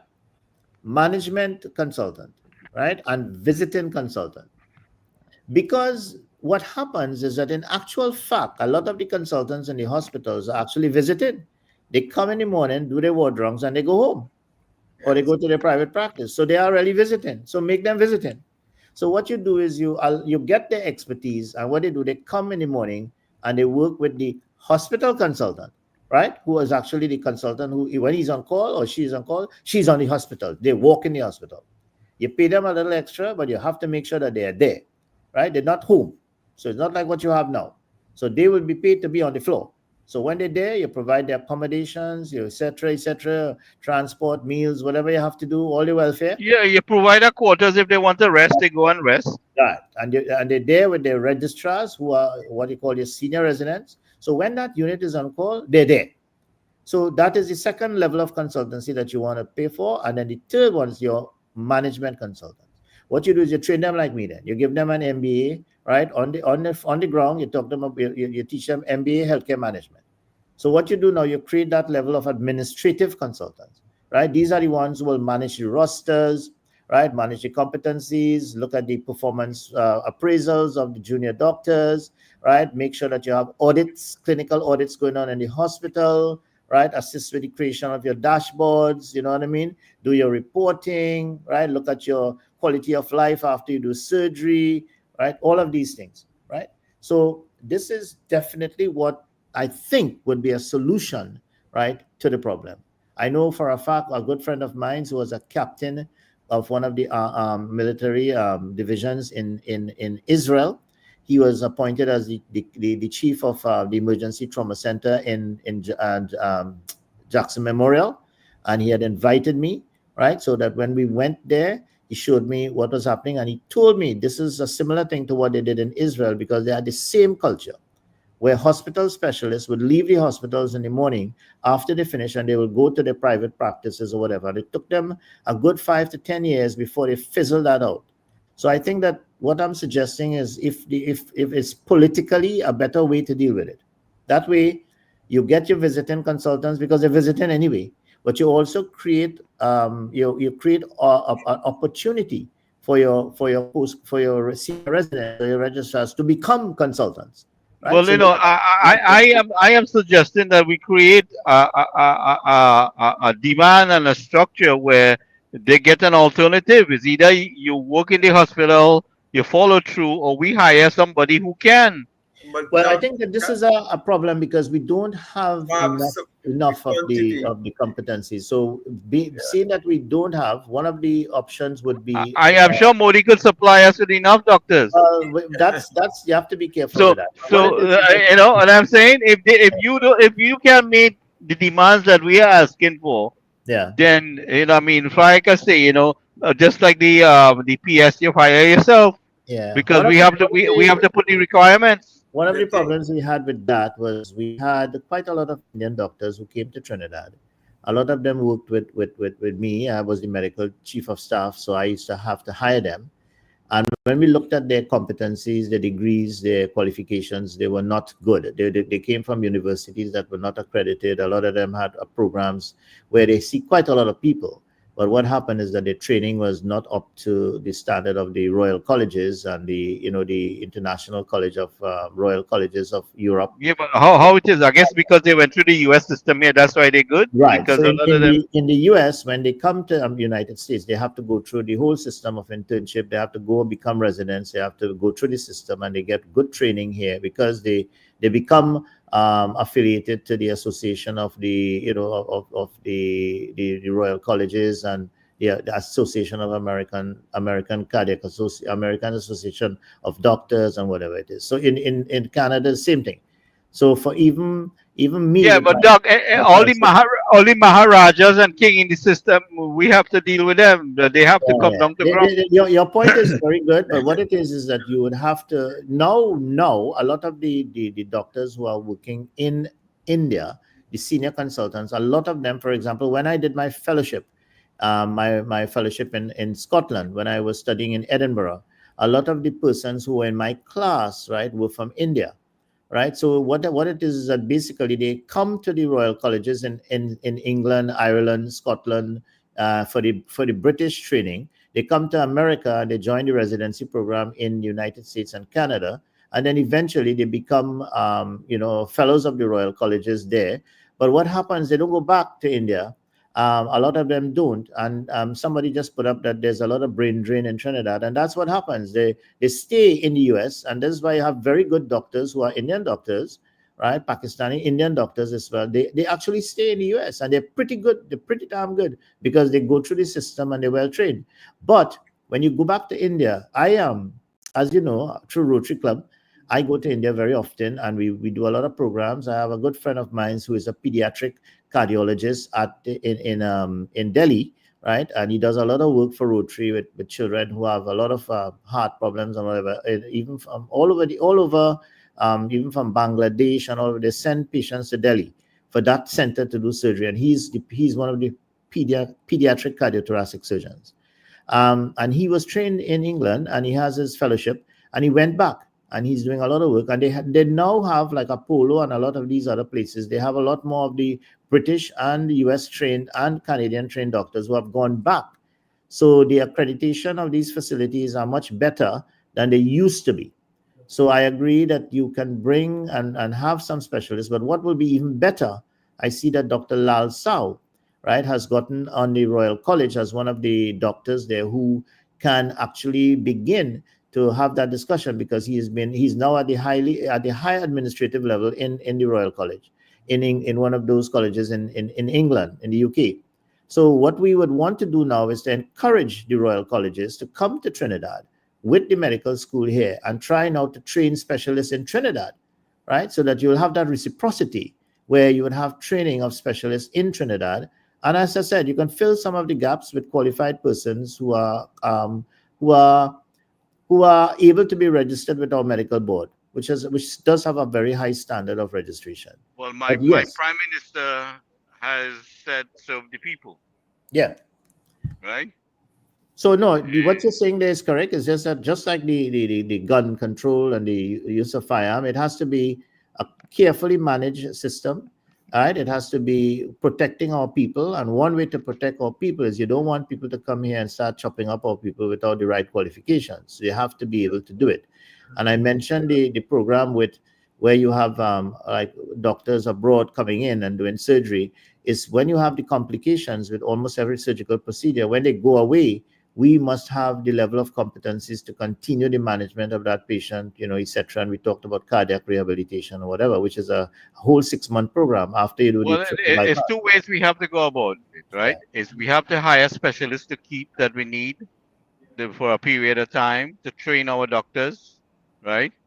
And you could bring in a doctor to perform a surgery, but I think it's feasible to contract some foreign doctors who are that you are comfortable after analyzing their qualification that they can. But what I'm saying, people Gary, like is, yourself, doc, can help analyze these things. listen, I'm know. saying the answer to that is absolutely yes. The problem with that is our doctors. One of the biggest problem we have in our country is that we have doctors feel that they are gods and they are the Right, only the Maharajas and them, the Maharajas. So what is the problem is that they don't like to open it up to foreign doctors. So that was said by the Honorable Prime Minister is something that it's going to have to be politically correct. It'll obviously have to be something that will have to be done, but there'll have to be a lot of dialogue. They will have to work with the medical doctors who would agree to do so. As I said, I am of the opinion that there are gaps to be filled, right? Definitely. But there are persons who are fully qualified in Trinidad and Tobago who are not working in the public sector. There are persons who are currently working in the public sector who don't provide enough time in the public sector to be called a specialist center. The point I'm making is that a doctor, let's say that I was an orthopedic surgeon at San Fernando Hospital. Good. And I would have been hired to work, right, a 28-hour week. In other words, and each week, my contract stated that I have to work 28 hours.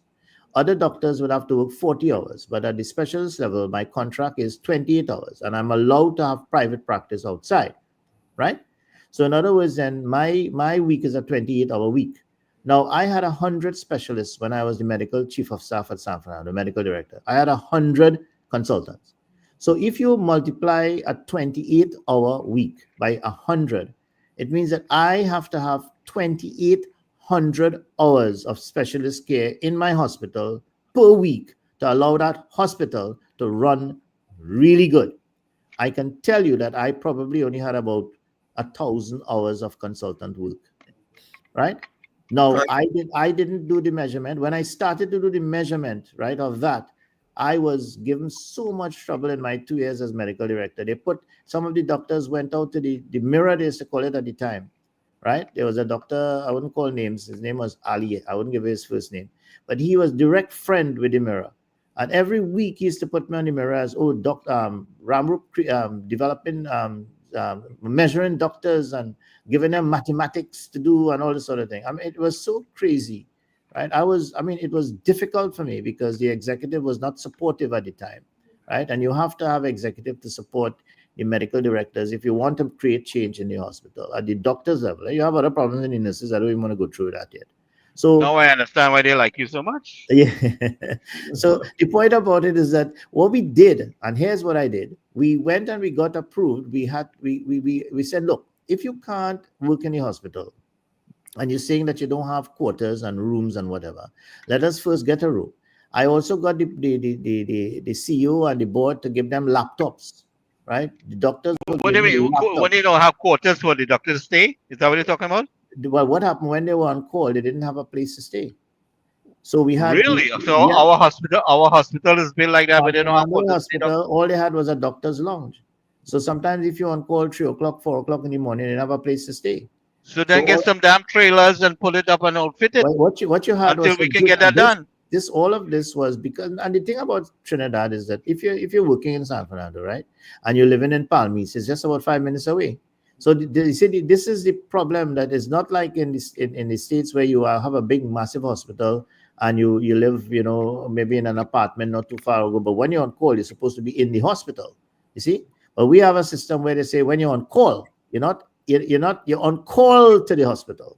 And this is the problem. You know what I'm saying? So we need to change the terminology of what on call means. That means that you're dressed and you have your uniform on Yes. and you are So that on when you go, location. when Stephen Ramrup gets his heart attack and goes to casualty, right, and he gets into the emergency room and you have a cath lab, I would expect that the specialist will be walking down, all qualified, to come to meet me in casualty, to get me all there and do my assessment and get, well, as soon as I reach in the stent, I have a stent within the 90 minutes. Because But the problem with that, every second count there. the You know problem that, with that is that right? if you're going to start your cath labs, you're going to have your specialist on call in the hospital. On So you site. see, all of these things would have to go hand in hand with that. And therefore, my suggestion is very simple. Keep the same guys that you have there now who are currently visiting anyhow you look at it, right? And give them a visiting consultancy fee.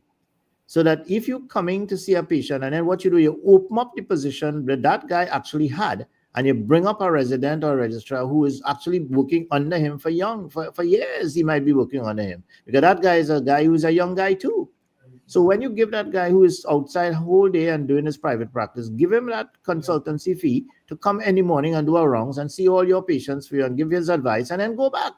Right? Yeah, that's what you have to do. So that the registrar who was working under him now becomes the consultant. And this guy is in hospital when he's on call. He's there fully 24/7 when he's on call. So that allows him to be there. And then one of the consultants who can actually now be the administrator, train him now in management. So he begins now to manage it, because when the consultants are busy doing the resuscitation, they are managing and they're doing audits and things. So this guy has to work with his team now to encourage the junior residents, university doctors and whatever, students, interns, to come and do the audits and all this sort of thing of performance. I mean, your experience in Canada and Suman, right? I mean, when you go for an emergency situation, the doctor comes with about 10 doctors with him because he's training all of them. While in the waiting room. Yeah. Not only in the waiting room, you go up here, they come visiting you and they're making wrongs, because they're training them. Right before you go to your bed, you get your bed first. I worked in Toronto General Hospital for like 4 months when I was doing my electives, and I had to do that. I was actually in a room when I was on call. I had a room, and in the middle of the night, I walking out dizzy eyes from a room there and walking in the room to catheterize people and all kind of craziness. I mean, I used to be on call was something else, Yeah. But no. The coming back to the conversation that we're talking about is that this has been a problem with previous ministers and previous governments, right? Once you begin to affect the status quo of the medical profession, you're creating problems, and you will because have they're unionized. They have an invisible union. Plus, the doctors are friends of the politicians. The doctors are the ones who will be called in the night to see a politician's daughter, and they play golf together. I mean, this is a small country. So I feel that what happened in Israel, and I think that my friend gave me some good advice, is a good way to go. I think here is where you're saying, well, look, you're working in a hospital, you have your same salary, but I'm giving you now this as a position of visiting consultant. So when you come in the morning, you do your rounds with the consultant, the hospital consultant, you work together. See, you've been working anyhow, but he now has your hospital position. So the hospital consultant who would not have a private practice outside, then he will be there when he's on call 24/7 with his junior officers.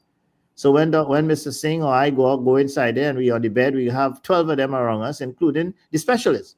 Because face it, when you go to a specialist trauma center or a specialist tertiary center, it's specialist care you're going for. Mm-hmm. But when you go right now in San Fernando, the only specialist care you're getting is the emergency room. But when you pass them on, they're going to tell me to stay in America, don't come here. But when you pass them from the casualty now to the units now, the service lines, whether it's OBS and gynae, whatever it is, the specialists are home. The two specialists hired in that unit, the consultant and the senior resident, they're home. Yeah. You're not getting the quality of the specialist care that you require in the hospitals right now. And I could probably say some consultants are different. They might come on the wards, but most of the consultants and registrars, they're home sitting down. They take second call, as it were. So you don't have that immediate care. And I think that these are some of the things obviously, if you're going to be opening up a cath lab 24/7, you're going to have. So that means I have to wait for them to get dressed, to beat all the pothole and traffic to get to me? Correct. That's exactly what goes on. So see, the most important thing, Doc, is the political will. If they cannot, the Minister of Health, you cannot interfere with these specialists, Yeah. surgeons. They call the shots actually. Yeah. And I know Well, that. I don't know. I think I intend to make enough noise. Gary, listen. You cannot tell. I must. Listen. I went through the process. My wife is a registrar, Yeah, but and I am not an easy guy. I have very bad behavior.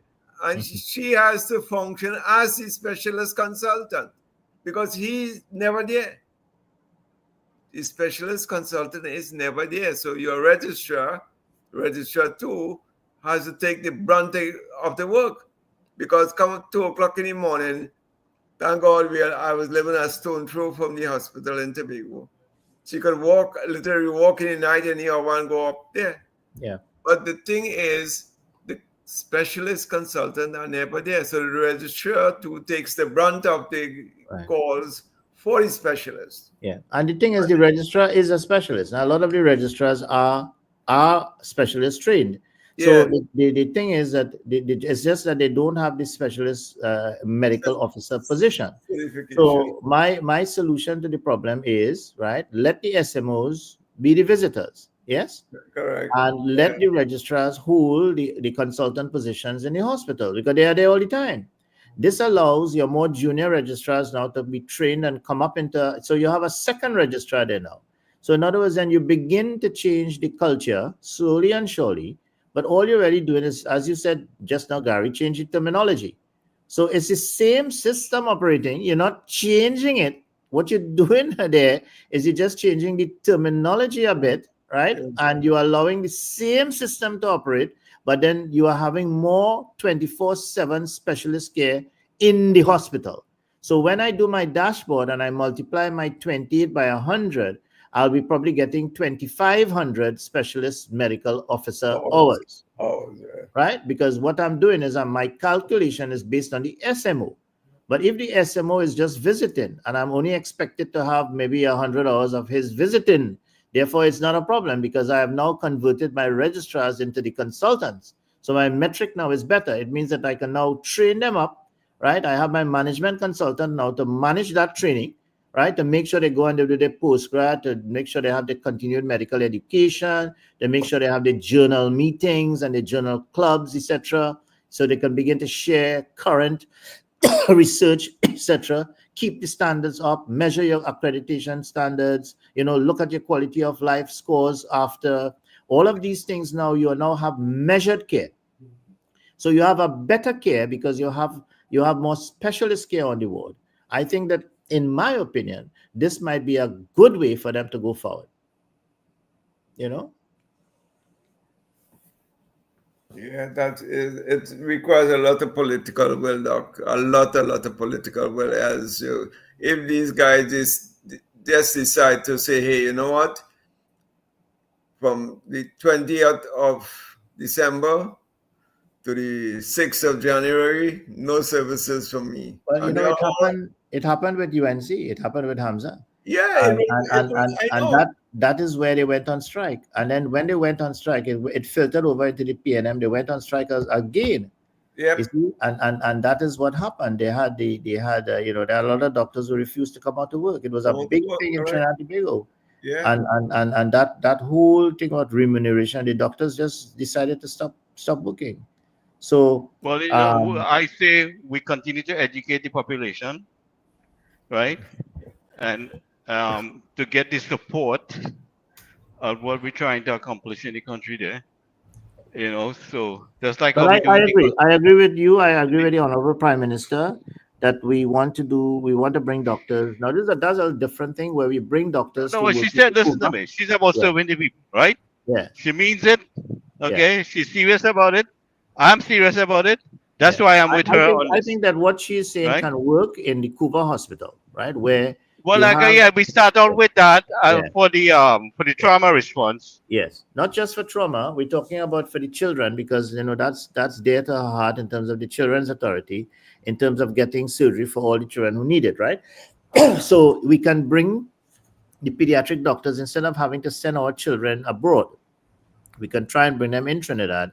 And I that think is- which is much feasible. It's much that's right. feasible. And it's not even cheaper. It's Because if you look at the definitely cost and the time and everything, everything with for the traveling and everything, I think for the it's more family feasible. and the travel and everything. Listen, it's 100 times better. And you stay in your country and you have all this family support there This and has help. been done. This has been done successfully before, and this can be done as soon as tomorrow.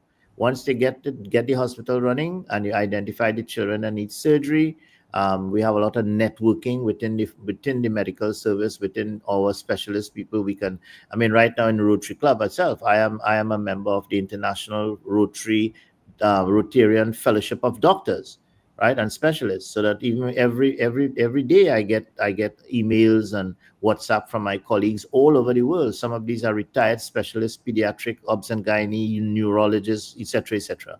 Right, so we do have that network where we can So contact so you have an idea where to get the help from. and we could bring them in, and a lot of these people are doing it for free because in Rotary Club we do these surgeries for free. All we need is accommodation, transport, some meals, and we go and we do what we have to do and we go back out.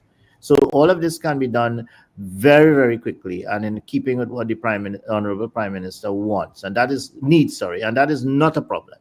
Where I'm talking about is in the general service, the public service, where you have public service doctors who are currently working in all of your RHA hospitals and private centers, medical clinics, etc. What I'm saying, there is a need to have more specialists. But because of the current way that they're operating, right, trying to meddle with that is politically incorrect at this point in time. So what we might have to do is to find a solution around that. And as I indicated, I have a friend who worked in Israel. They had the same problem there. And this is what they did there, and it worked. It took a little while, but it worked. It will take time. Yeah. Right. So my we walk outside the RHA then. That's all we do. Now, one of the things that we have to do that. I think Dr. Fuad Khan, I am very supportive of this as well. I also suggest that a certain types of our service should be privatized. So I feel, to be quite honest with you, the emergency service in Trinidad and Tobago should be privatized. So, for example, there should be a bid, right, for companies to bid to run the emergency services, right? And that company, right, runs all the emergency departments in addition to the hospital ambulance systems, right? So what happens is that all the doctors under the hire, all the nurses under the hire, all the other technocrat, whatever it is, all the equipment are rented by the company, so to speak, and they manage it like a business, right? So that what happens is that right away, if the public service is taking too long, right, and the public service is too bureaucratic, and there's clearly problems with the public service, right, and getting things done, it might be easier then to say, well, look, this is the cost of the emergency department current operations over the past 20 years, right? This is what's costing us, right? And put out a bid and say, can you do this for X amount of dollars for us? And because you have to look at profit and whatever it is, this is the cost, and you run it. You hire your doctors, you create all your what is your bottom line, you have all your costs, and you pay your doctors, and you run this like a business, and you run it properly, like Kaiser Permanente or one of those big companies, and they run it. You see, this way now you are able to package your patients and send them to the cath lab, because you now have a high standard of care, right, without having to refurbish and reconstruct the whole public service.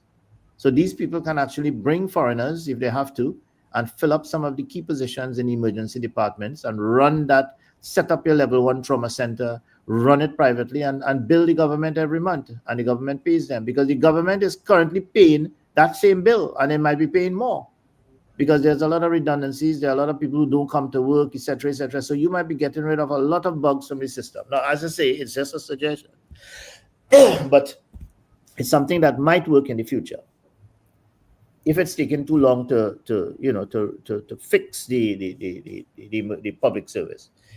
I know Dr. Fuad Khan had a similar suggestion, and you see, once you do that, you'll be able to elevate the standard of care, and it might create a sort of a benchmark, a standard by which the other public service people looking at it and they say, oh my God, these doctors are working and they're producing, and so it might be something that might be interesting.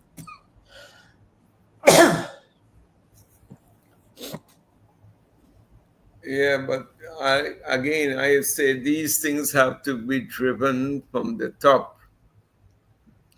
Suman, the way The- we get it done, I'm telling you seriously. huh? If you have to educate the population on this in order to build the support, right? Because normally, if you try to do it um, just like that, you're going to face the obstacles as Dr. Ramos said. But we know, right? But at the same time, you will build the momentum from the population to Yeah. shut down those who are trying to object. But Gary, you're correct, and I think that we are saying the same thing. It's just that what we also are saying is that what I tried to say just now is that if you are to, let us just say for saying sake, right? You want to outsource emergency department service. You know what you have to do? You have to find out the cost of that service currently. And to find the cost of the service currently, that's where people like Sumant would come in, right? And other persons where you say now, hey, wait, hold on. How much is it costing me right now to run an emergency department and in San Fernando, Port of Spain, together collectively as a government of Trinidad and Tobago? How much is it costing me, right? So you have to check staffing, human resources, equipment, everything. If you in San Fernando General Hospital, when I left in 2011, we were seeing 30,000 patients, right, a month, right, in all emergency departments, which is Princestown, Couva, Point Fortin, San Fernando. Those were your 4 emergency departments. You were seeing 30,000 on average patients, right? Each time a patient visited a doctor, there was a cost, right? If that patient had an X-ray, out of the 30,000, we were getting X amount of X-rays. That had a cost, right? All the people that we had hired on how many shifts, that had a cost, right? Every time we use consumables like needles, syringes, everything, that had a cost. Electricity bill, right? Cleaning, maintenance, that had a cost. So, in other words, then I would love to know what it costs to run the emergency departments in Trinidad and Tobago. And therefore, if there were CEOs that were hired, right, who actually were competent, that figure would have been available to the minister next morning. All he had to do was to ask the chairman of all the boards to tell the CEO, I want to get that information. And then, I hope that it started to do if these you had things. a CEO who was really competent, that was information that would have had to come, because every single CEO should have cost the healthcare service in Trinidad and Tobago. Correct. Whether it's money that is coming in from capital investment or whether the bottom line is quality, it has a damn cost, right? I mean, just look at the amount of money was spent on drugs, and we barely have Panadol in the. I am positive that if you go to a nursing home, right, and your bill at the end of a week is $50,000, right, because you have to pay room charge, you have to pay for every single needle that they use, even if it's contaminated and you have to throw it away, you have to pay for it, right? From the time you enter the operating theater, the time you spend there is a cost, right? Every single gauze they use, they're checking it because you have to pay for it, right? Every single injection, a Petidin injection is $5, you have to pay $100 for it because there's a cost for it. Good. So when you check how much it costs you to go in Southern Medical or Gulfview Medical to spend a week and do to deliver a baby, right? Let us say $30,000. I mean, my daughter-in-law, we had to pay $35,000 in a nursing home in San Fernando to deliver our grandchild. Okay, so and when you check that 35,000, how much is it costing to deliver a baby in San Fernando General Hospital or Port of Spain or Sangre Grande or Scarborough, right? Are you to assume it's the same 35,000? It might be more. You know why? Because in Southern Medical, we had one nurse, right? One doctor, right? Seeing the patient. Do you know that in San Fernando to deliver a baby, they might have about 4 nurses and 4 doctors on the shift? You know what I'm trying to tell you? Right? The money might be much more than that $50,000. So the cost of our healthcare is enormous because you're not checking it and you're not quantifying it. Yeah. So I think that this is one of the things going forward that the government of Trinidad and Tobago should start costing the healthcare, get the actual cost of the healthcare, because there is no way. If you research, Samantha, I beg you to go and check any information coming from any ministry, any database we have in Trinidad, research anything, whether it's Google or whatever, and you tell me, has anybody ever went in and cost The actual they say it costs X amount of dollars, to have a patient stay in a hospital for 1 day. But that's not what I mean. Yeah. I am talking about a more detailed analysis of cost. Each service line, right? How much does it charge?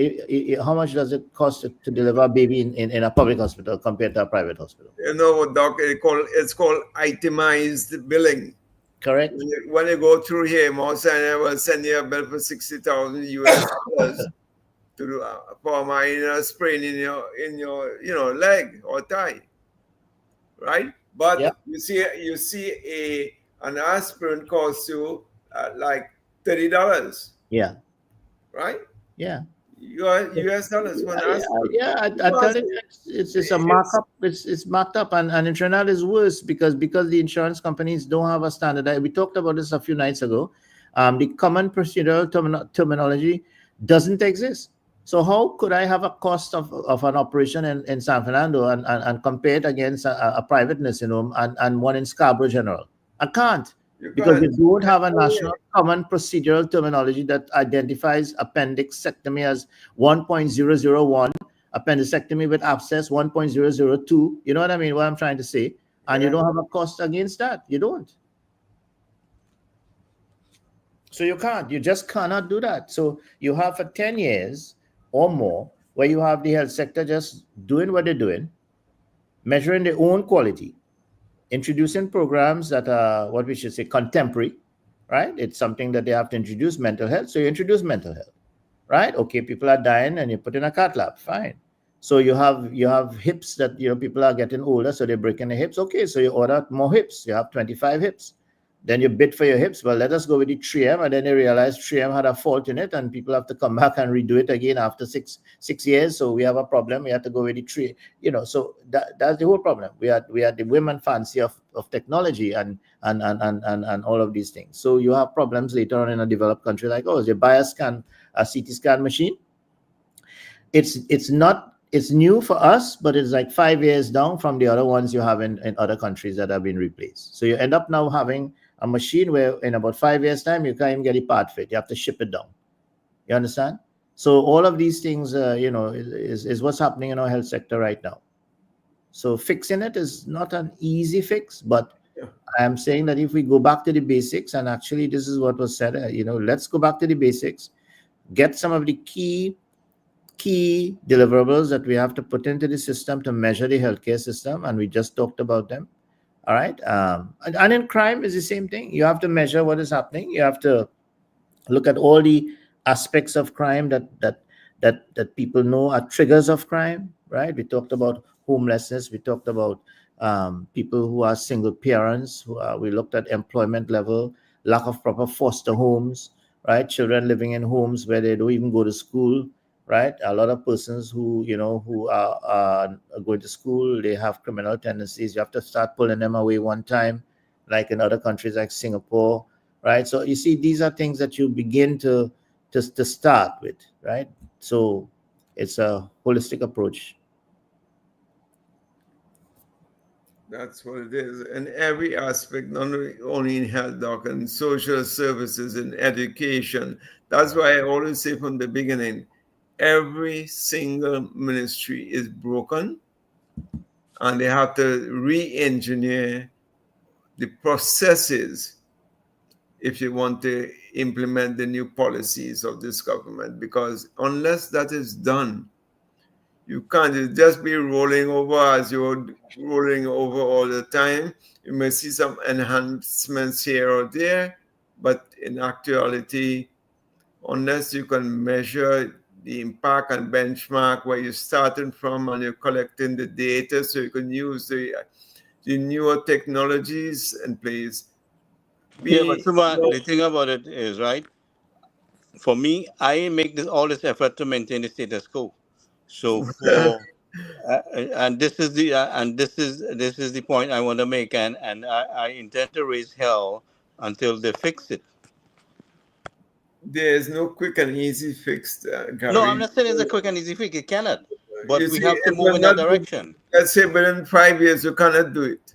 Otherwise, I don't want to be in any part of any politics anymore. You understand? You cannot do it in 5 years because people, let's say, We have the Lady Foundation. We have yeah, the you Lady Foundation.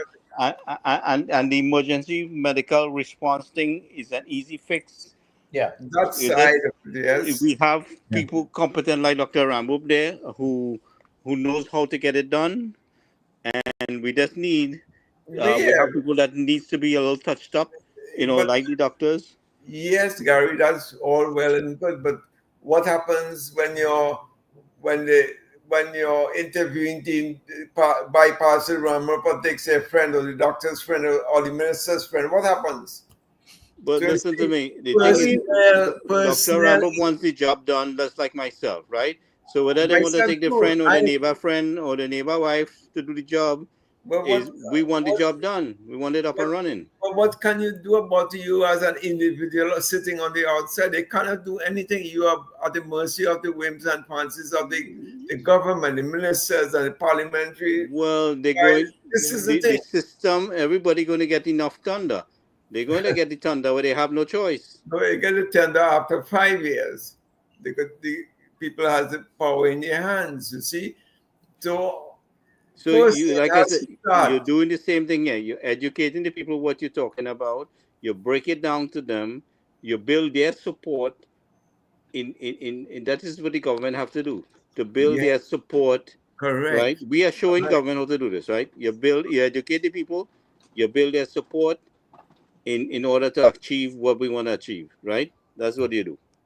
Yeah, but you have to make sure and deliver for the people too, because you just can't say we want your support and then you don't deliver. No, but on the other side. you have to educate them why you want the support.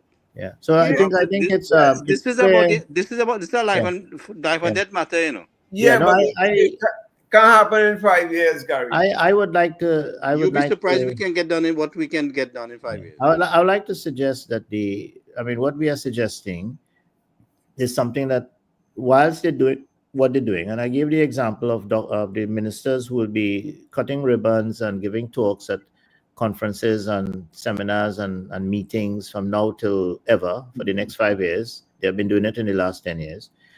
They will be going to cabinet meetings. They have parliamentary meetings, which, as you know, sometimes go to wee hours of the night for all the bills. They will have the debates on the budget coming up very soon. Then they all have to go to their constituencies, because now the ministers are MPs. Then they have NATEX to deal with, because a lot of them are members of certain aspects of NATEX. So what will happen is that it will happen is that they would use the manifesto. Hopefully they will have their advisors, their boards. They will give them the instructions, etc. And things would continue to go along slowly and surely. The problem is that what we are saying, I think Sumant and I are saying, is that for you, Gary, you are absolutely correct that we have to educate the people, because you keep saying it and it is correct. The thing is that what we are saying is that to educate the people, they have a group of people, the new generations. These guys, they're not stupid again. And what it is that these guys are smart. They use smartphones. They can hack your computer. I mean, these fellas are playing video games from 1 year old, 2 years old, and they are now going to be your voters coming up. They are the young people. They're in universities, they're in the secondary schools. Yeah, but they might not be so conscious. But no, the point is they're not bring it to stupid. them. My son is one of them, and he is, he is a doctor. He's an ENT surgeon in San Fernando. He has his friends and whatever, and they have been getting more involved in elections. They have been listening. They have been talking. They are chatting. His younger groups are doing the same thing. Don't underestimate them. They're not stupid. They may be they're not conscious, but there's a group of them that came out and voted this last election. You saw them. My point is, no, education is necessary. You have to raise that consciousness, right? Of and what it is about. Once you begin to educate people, now here is the catch-22. In order to educate people, you have to have information that is correct, or at least well sourced and reliable and accurate. And to do that, you have to measure, right? Measurement has been a problem in the public service. We have had a big problem with measurement, not just in management skills, but we have not been able to measure what we have been doing, especially in the health sector, where it's needed even more. I keep harping about the clinical audits and whatever. So that what I'm suggesting is, when you have to educate, for example, my daughter, my first daughter, she is a vice president of a company called Environics that is affiliated with Bell Canada. She is a GIS, she has a master's in spatial analytics, and they do a lot of data management for a lot of companies who come into the Canada in Ontario, to open companies, etc. They do a lot of work for the elections, etc., in analyzing, sorting, dealing with data geographically and whatever, spatial geomatics and everything else. Yeah. So they actually do a lot. And when I talk to her, I mean, on a daily basis, I speak to my daughters and we talk about what's happening in Trinidad. And clearly, right, we don't have that level, right, of data, use here because we're not pulling that data. We have the data being collected in certain areas, but they're not being assimilated. They're not being shared, right? There are a lot of silos, and then we're not collecting the fields that we need to. Not only that, but the software that a lot of people are using are different. So you can't even merge the data. You can't even sort it out, right? That you're doing. A lot of people have very good data, but it's not accessible. You have to change your whole system to get it, etc. Human resource data, financial data, social data, demographic data, right? So all of this is important. But to educate people, you need to have that information and data. You need to have it because you can't go and say, listen, I am improving the health sector. How are you improving the health sector, right? If you can't say from what you're improving the health sector to what you're taking it, then a person will watch at you and just laugh. But if you're saying that, look, right now, the average length of stay for a patient in my major hospitals is about 4 days. And in that 4 days, I am getting a 60% survival rate for persons for 1 year, 5 years, 10, etc., etc. Now, these are the kind of things that people want to hear, but you're not measuring it. And it's not any way that you can tell anybody that you're doing it. I had 75 cases of dengue last year. This year I have 85. Right? Next year, I have 20. So you are dealing with information that is number of cases is not a metric. The number of cases is not a metric because your population would have increased, your amount of rainfall might have been different, the mosquito breeding sites might have been less, etc., etc. So you just saying that I had 25 cases last year and 100 murders this year and 600, that is totally crazy. And if people keep on running that stupidity, correct, then some of the younger people will pick up that shit. Yep. So the thing about it is that's why the collective people not believe in governments. They're just looking at it as politics. So at the end of 5 years, if you can't reliably change that to give people quality data, that at least some people advise their parents and say, Dad, what the man saying is good, and I learned that in school in my statistics 101 course in UE. They actually talking good sense there. You know what I mean? That's where you could tell his old man, So the old man now is now what, 50, 60? The child is about 25, 35. You understand? In 5 years' time, that child is 40, he voted, he has 2 children. So the thing about it is that I think knowledge management is very important. And not just knowledge, how you manage knowledge. We have everybody now on the internet. You Google anything and you're getting, man, I tell you're getting anything at all. So you have to be very careful now with information. Information is available. It's just knowledge is now what you have to convert information into knowledge management. There's a big, big, big, big difference. A lot of people have information how to do a total hip replacement, plenty information. Yeah, go on do it. Yeah, go ahead. Yeah. They have all the physics of making an atom bomb. Yeah. On the internet. Yeah. Go and try to do it and see if you can build a trigger machine, and then you'll know what it entails. Yeah. So I agree. Education is important because to engage the public, you have to teach them, you have to educate them. But to do that, you have to have data. You have to collect. You are associated with people along your competency, right? Yeah. And you just mentioned there that you have certain international connection, people in the same field and consultancy where you guys can refer information back and forth and get advice on how to proceed. So what I'm saying to you is we assemble a team. All right, we have a platform here. We already started saying it here. The channel is available. What we see the issues, we call out the issues. You know, what do you think is necessary? You have given a lot of information here of how we should go about things and what is needed. You know. Fully agree. I think that what we can do, Gary, is that I will want to wait a little bit until I see the boards appointed. Yeah, Yes, yeah, yeah. yes. What I'm So, saying to you is, I right. want You to know, I make agree. this I agree. I channel. agree. I agree. I agree fully. We'll get the team. The team is not the hard thing. What it is how we can is our entry point. The problem is our entry point. So the thing about it is that I'm saying that okay, fine. So let at least in health that they appointed boards, right? In forensics and whatever. Well, first of all, let them fix the UE. I know they're renovating UE, right? So at least, Samantha and I, if we could get our work to help teach and thing down, they're fine. The other thing is crime, the NOC and 911, right? Let us wait until the SOE is finished, because I don't think that right now their whole life now is sorting out this SOE thing and getting crime down to some level that the people feel a little comfortable, and that is working. Thank God. That was how we started. Right, something is happening and we're feeling a little better. So, okay, good. I think we're positive there. So going forward, I think that once you settle down a bit, good, and we have our budgetary meetings and we get our money and we get the resources that we can now put money into something, I think at that time they could say, okay, well, it's going to cost me $1 million to get the NOC back to how it should be, right? We're going to get so and so money into the 911 call center, so that will allow us to have good feeds to our systems. But disaster management, well, well, I'm just, I look at it, right? You have an ambulance, so there's some flashing lights and an oxygen tank. You might as well send a donkey cart. Yeah. So you have to outfit that ambulance to save a life. Yeah, well, right now the priority is definitely to get the ambulance system upgraded, and with that comes training. The first thing is we have to train the people to put them in. We already have the doctors. Well, we had to assemble. We had to assemble a team to do that. Yeah. Well, I'm suggesting we won't want to do it in a sort of in a sort of, what we should say.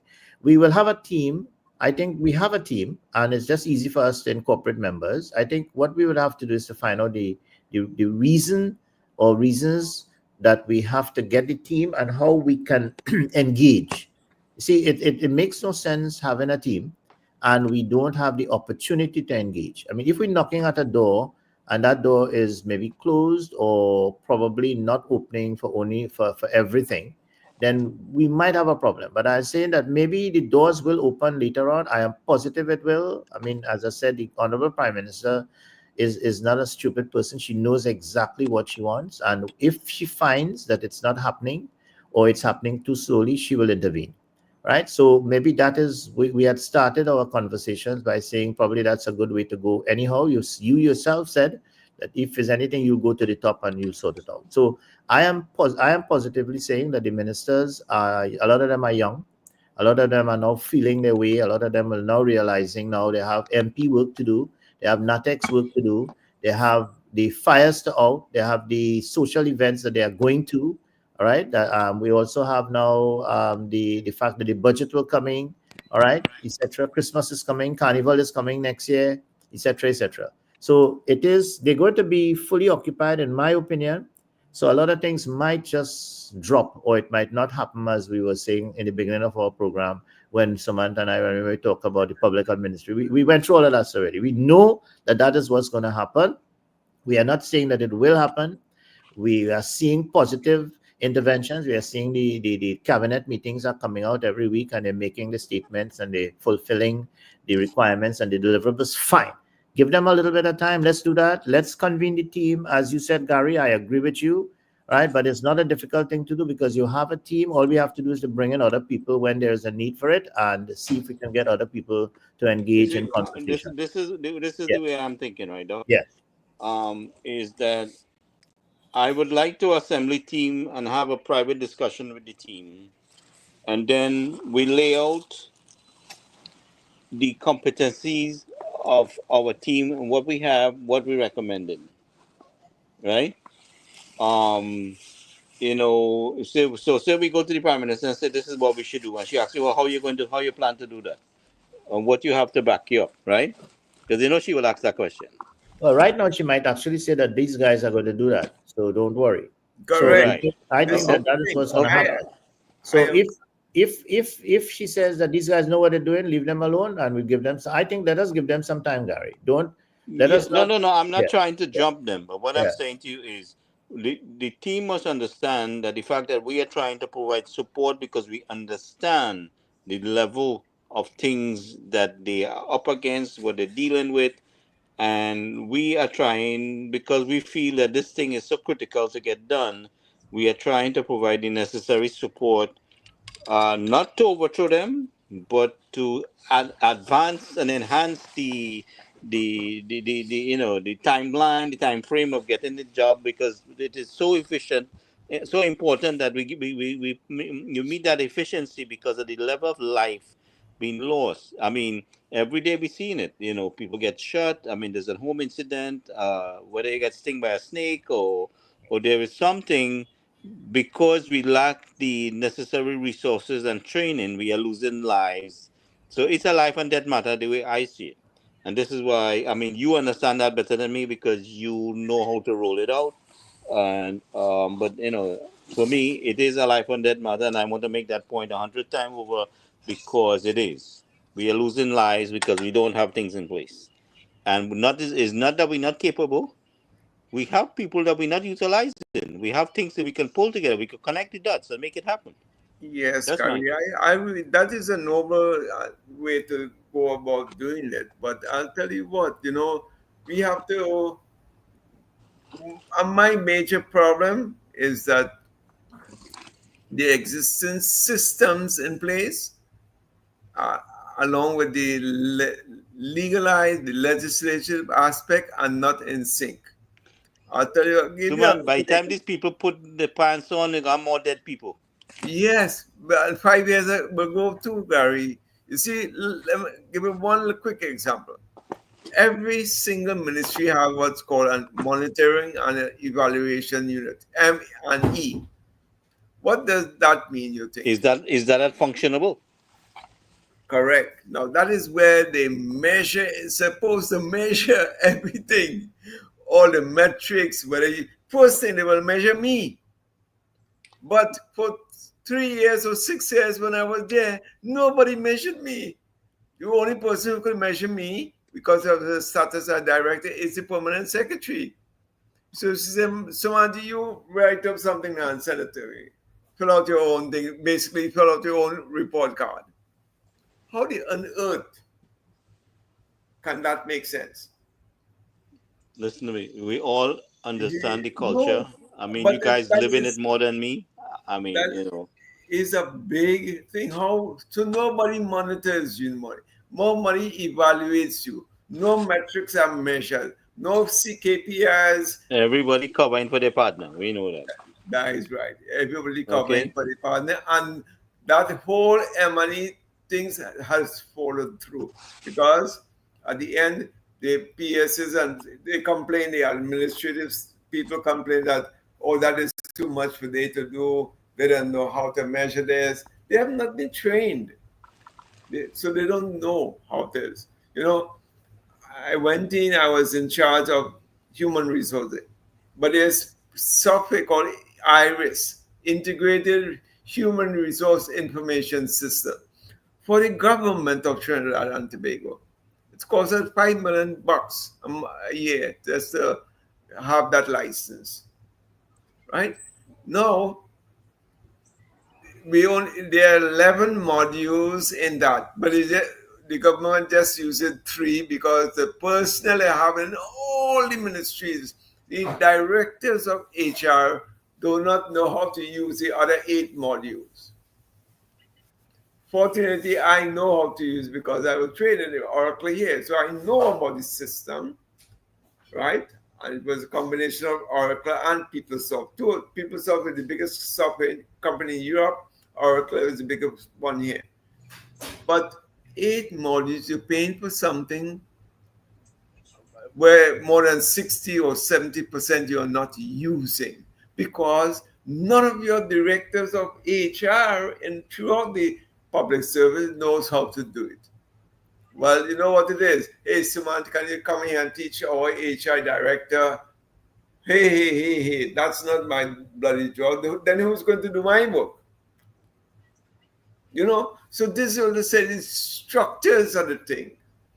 Unless we can refine these structures and implement the correct systems and get people to measure and do the metrics and see how that aligns with your KPIs and how that now aligns with the government development policies.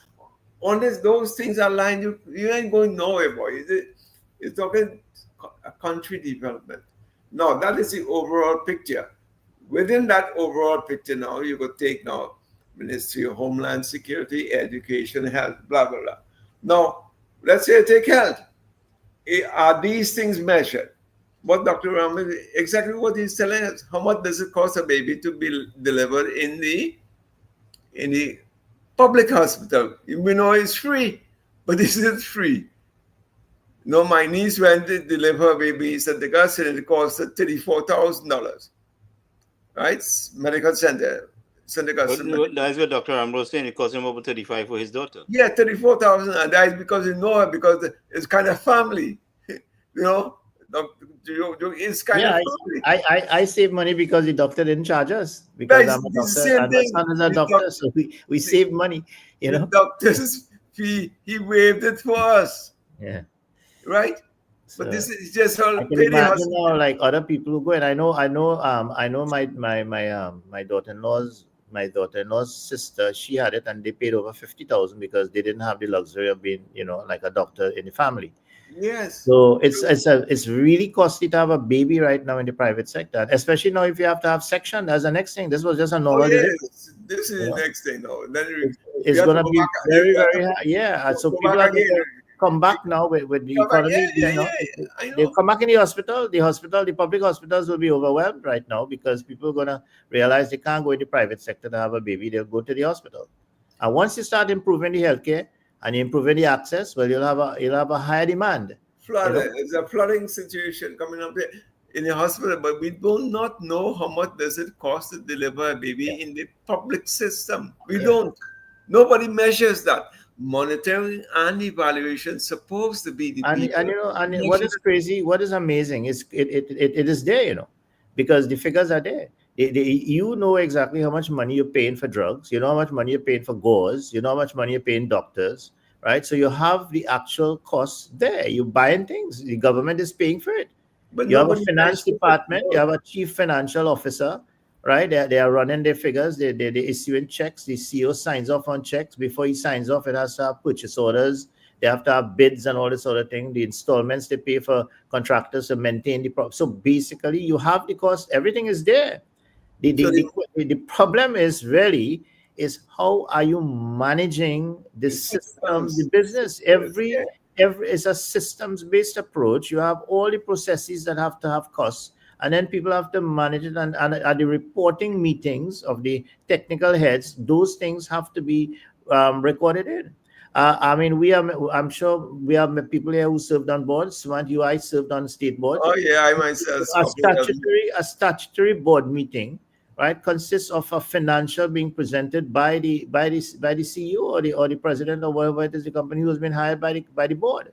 Yeah. So the thing about it is that unless you don't have the financials, that is not a statutory board meeting, right? It is the balance sheet that makes the meeting. That has to be presented, and when that is done, you have to go through it. The finance committee has to go through it before it comes to the board meeting. And when the finance committee goes through it, at the board meeting, the finance committee presents, the human resource committee presents, everybody presents, right? They bring in the CEO or the GM, and they give it a report. And when we want any details, you call for the HR manager to come in, or you call for the CFO to come in, and they give the piece.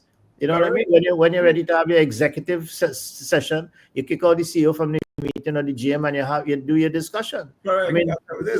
We sat on board for 5-6 years. We know what's going on. So the thing about it is that we really feel that you are correct, Gary. I think we need to have this little team set up. 1, 2, I feel that we can, while we're doing it and we have an idea of what we are trying to do, right, and how we can help and how we can assist the Honorable Prime Minister in the first instance and the ministers, once we get her permission, or their permission, as the case may be, all right, we can get into those areas that we are allowed to get into.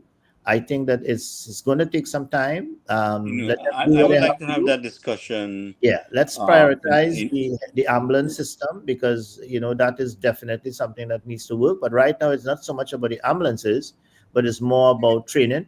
I think that once there's some budgets allocated for training, and this will be identified when each one of the sectors, health sector, the national security, they get their budget allocations, and in that they identify what are the training budgets.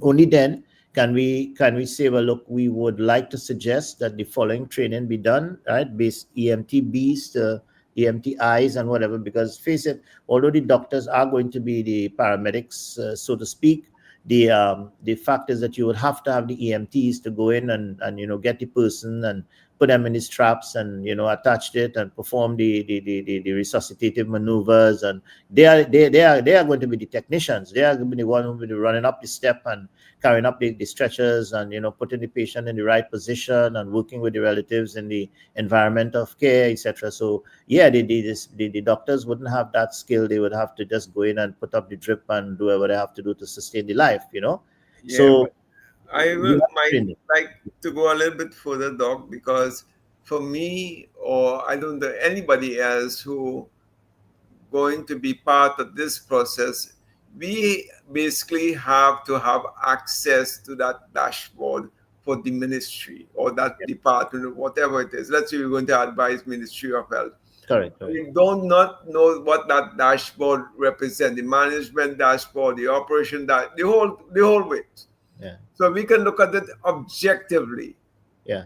And not what the ministers or what his technocrats are saying, but we can identify and show him why this is a better way or something like that. You know what? Understand what I mean? Suman, let them come up with their version of things, and we will come up with ours.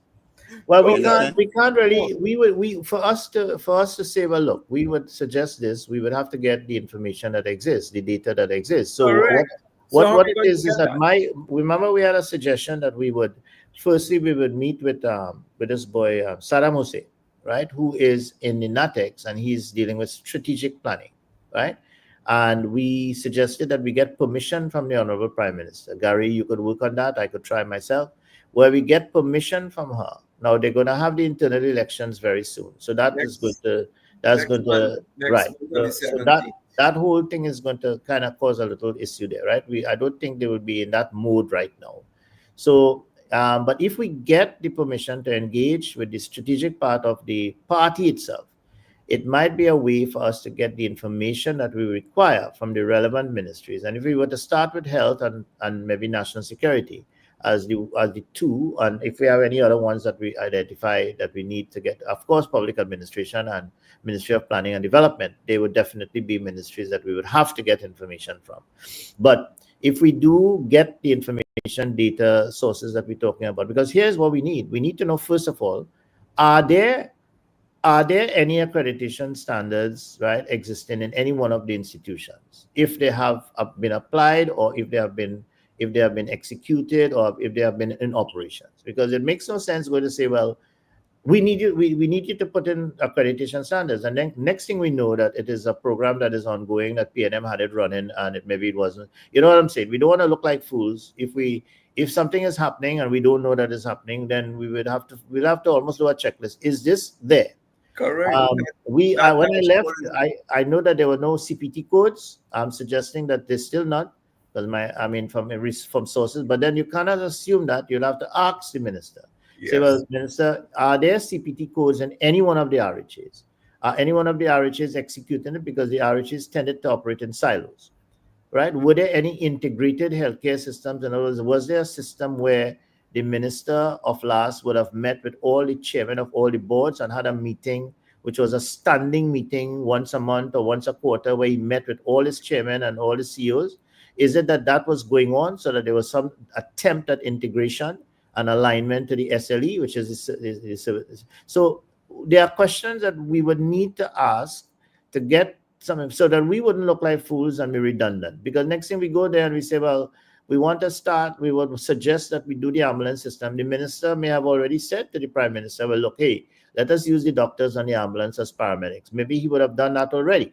Maybe he heard it from us, or he had that in mind, or maybe somebody in the campaign say, hey, let us do this. And it might have. Yeah, but again, Doc, that brings me back to the same point which I was making. If we do not see that dashboard, how will we know? Right. So this is what we are saying. So what we can do, Gary, maybe this is what we can do. We can develop a sort of, not a questionnaire, but an inquiry, right? As to say, well, look, these are some of the data sets or the information that we would require, right, to assess. We have our contemporary, subject matter experts at hand. We would like to give some recommendations in these following areas, right? However, right, with all respect, we don't want to intervene in any existing programs. We are not fully accurate with the programs that are currently going on, or the plans that you have, or your ministry or the prime minister would have had for ambulance system, as it were, right? And therefore, would you be able to provide us with the following, etc., etc., etc., And if we get an answer, right, then fine, then we can work with that. If we don't get an answer, well, then we have to go to plan B, because, as I said, the only way that I can just write something and say, well, I think that this needs to be done, then all of a sudden our minister makes a statement, today, and says, well, we have to upgrade the ambulance service, right, to cater for the cath labs. Now, obviously, that's what we are saying. Now, he said that today. It's written right in the document that was sent today on our chat, right, where he said that. So it supports what we say. So if I write a big note and say, well, I think this should be done and this should be done, and then he say, well, no, well, we already have that discussion, right? And so that's why I agree with Sumant. If we can get the actual, dashboards or metrics or measurements or information or data that they are currently, working with, right, then we will obviously be able to say, well, this is what our recommendations are, so that we don't look. Only then we can connect the dots. Yeah, but then we might look like fools if we. That's correct. If we say, well, hey, look, this is so and so and so, and they say, no, we already have somebody doing that, no, don't get into that. We okay. And the data set is this, and they collect.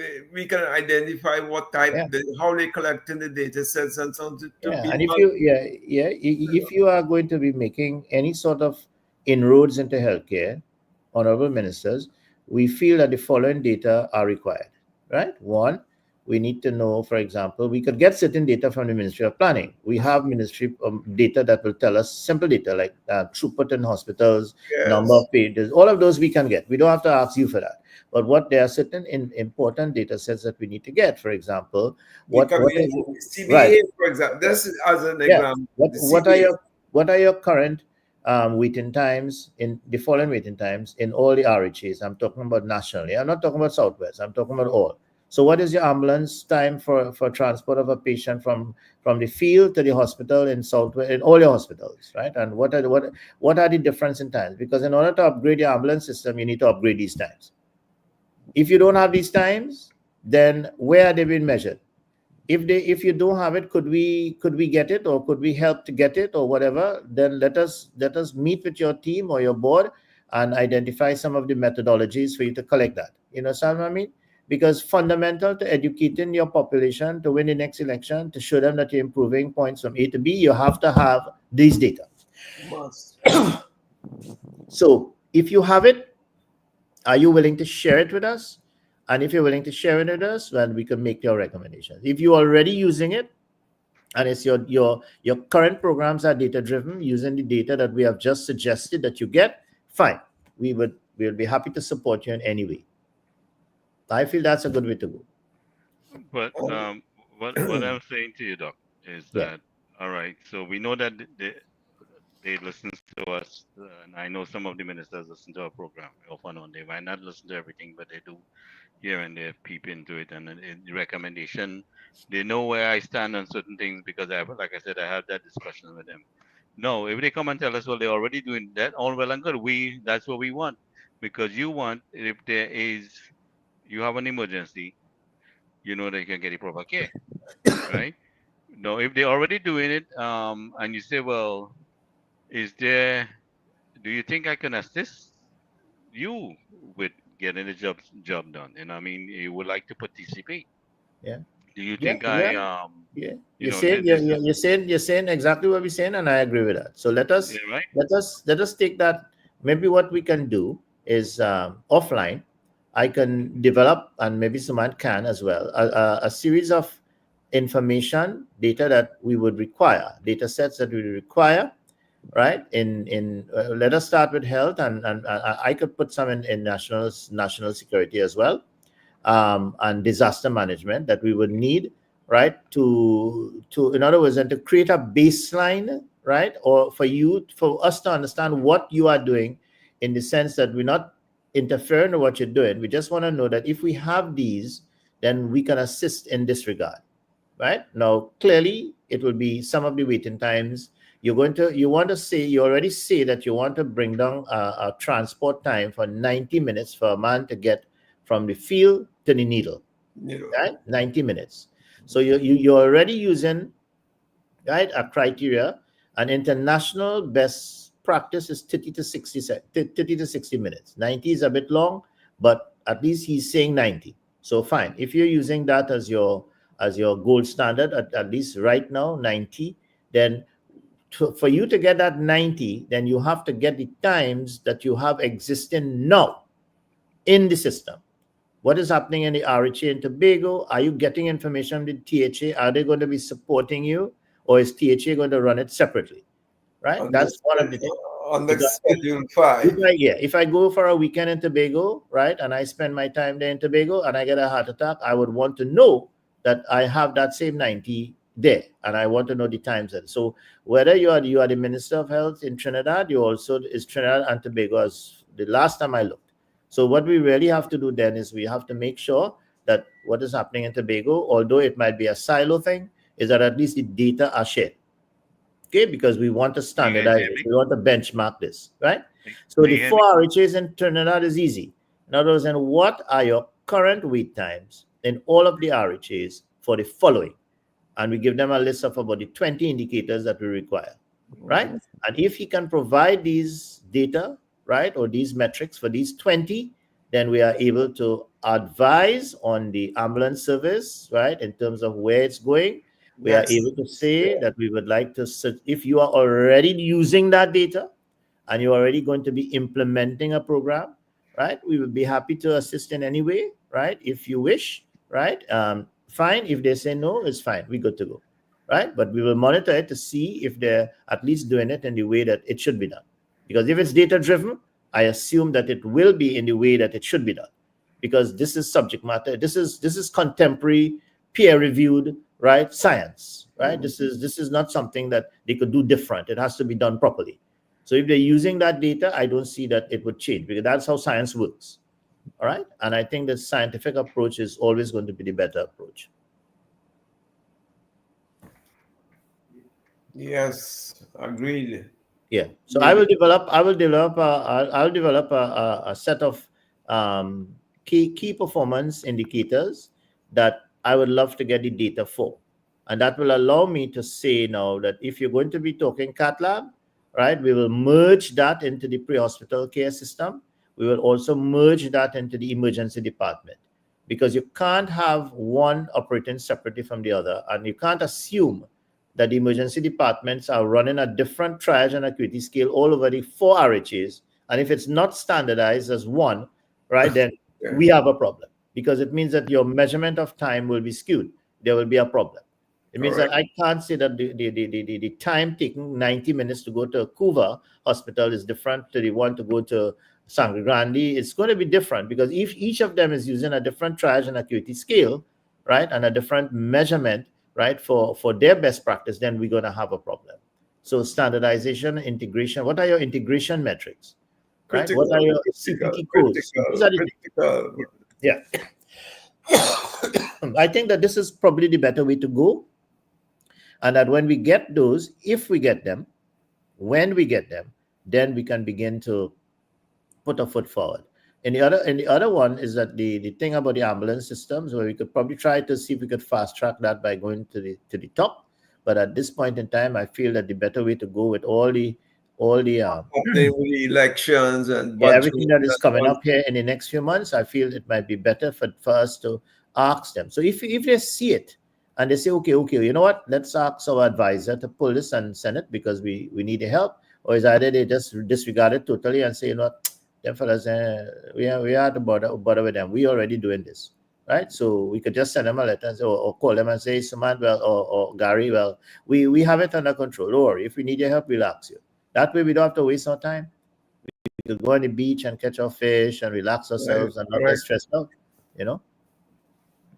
And watch and see, if they're doing it, and if they're doing it good, and if it's happening according to best practice, yeah, well, fine. We It's will. nice. I mean, we all. Listen to me.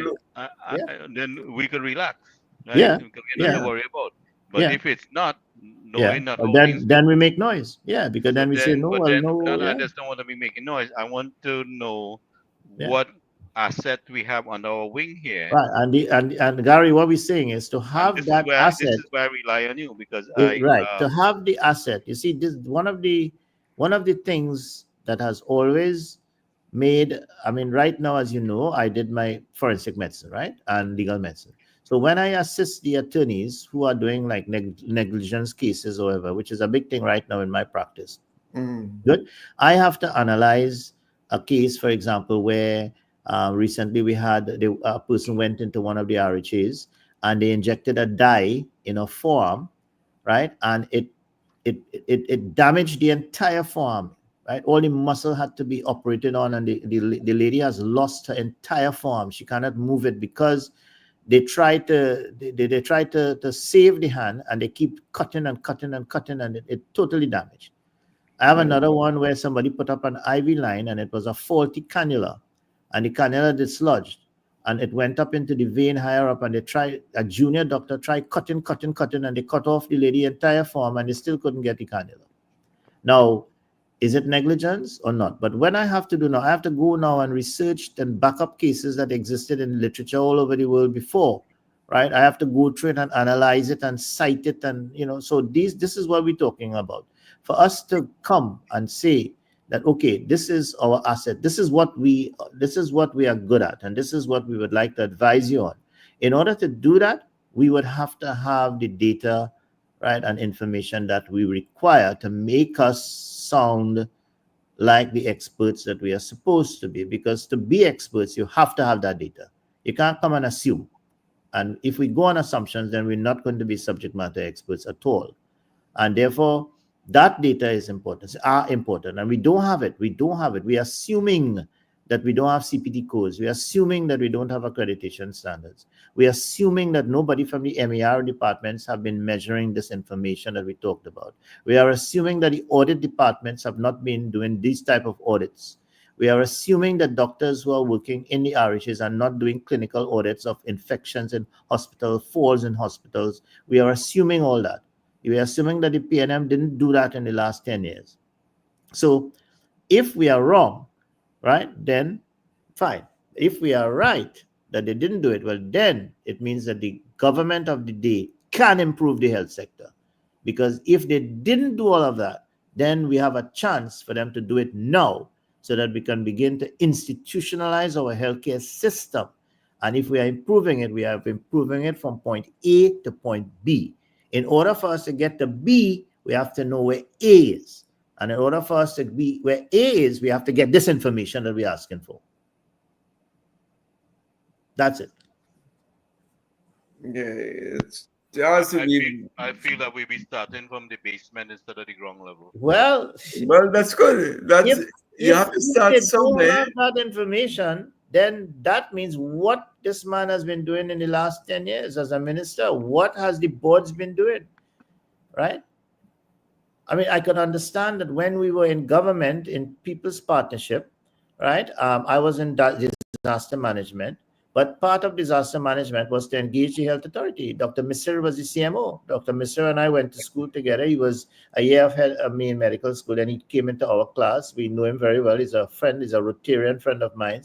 He was the chief medical officer, Dr. Ignat Misir. He's a good And friend of mine too. A very good friend of mine. yes, and we worked together, and we began to look at some of the things that were going on in the health sector, and some of these things were being measured, right? Because as a public health preventative organization, ODPM, we had to know, for example, things like what's happening with your mosquito breeding sites, how many traps you have, when a malaria comes in the port in point 14, because I mean these were important things that we had to do. So I'm positive that a lot of the things, I remember the CPT codes guy coming in and meeting with some of them and talking about development of CPT codes in all the hospital. I don't know where that went, you see. So I am of the opinion that People's Partnership was beginning to do it, but like we said, they only had 3 years in government. The first year they lost totally. Then when they started to be in government, they got bureaucratic blocks right through. They were appointing ministers, I remember, who were PNM ministers. I remember in national security, we had Sandy, then we had Mr. Warner, and then we had another guy who was a permanent secretary, was a PNM guy. He came back and he became Minister of National Security. And then eventually Gary came, right? So we had about 4 or 5 ministers of national security during the People's Partnership government. You see, so right away there were different leaders, right, in terms of going what they were trying to achieve. So a lot of things were done, but then look at what happened in the last 9-10 years. Is that it was totally undone. You understand? I have my. This is I where the see people this. must understand, Yes. and we must reiterate this so that they understand and sinks into their head that what PNM did. And PNM goes into all kind of distraction and detraction, but we bring the facts to you. We bring the information and how we plan to go about things. Try to educate you with But good information. yeah, but Dr. Ramop, I don't want to sound like the bearer of The bad news. devil's advocate. We know how these boards are appointed, right? We know how they have in a board. If they have a board of 9, there may be 2 good people. The rest of them just go along for the ride. You know that. Yeah. You're supposed to have an HR person on the board, a financial person on the board who knows about balance sheet and income statement and how to analyze the cash flows and all these things. Yeah. You need to have a person on the board besides HR and finance. Once somebody has to be about customer service and marketing. Yeah. And like that, they don't their vice chairman and a chairman. And basically a board mirrors the operations of a department or ministry, right? So is what. But I have seen some of the boards. I don't want to cast anything, but you have a couple of good guys in it, yes, but the rest of them just going for the ride. That has always been the situation. Let's see what the report is from us going forward. That has always been a situation, Gary and Dr. Ramok. That has always been the situation. And if you're going back to the same method of appointing boards, like culture created, ministers' wives and so on, these kind of things, which is I see cropping up here in one of the energy board, this Minister Carlson and all these things. You're beginning to see what's going on, Anyway, guys, it's 12 o'clock, but I feel that I think we have sort of kind of agreed on maybe how we could go, seeing the timing of the internal elections, is the state of emergency, the fact that the ministers are currently involved in a lot of budgeting processes and all sorts of things. Right now, they're trying to get a budget sorted out.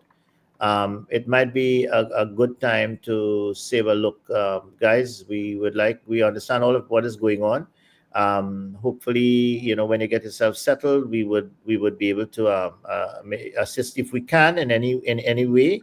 But we would appreciate, if possible, that the following information is available, so that if and when you require our assistance, that maybe this is the type of information that we would require in order for us to assist in any way. You know what I'm saying? Yeah, we have to word it properly.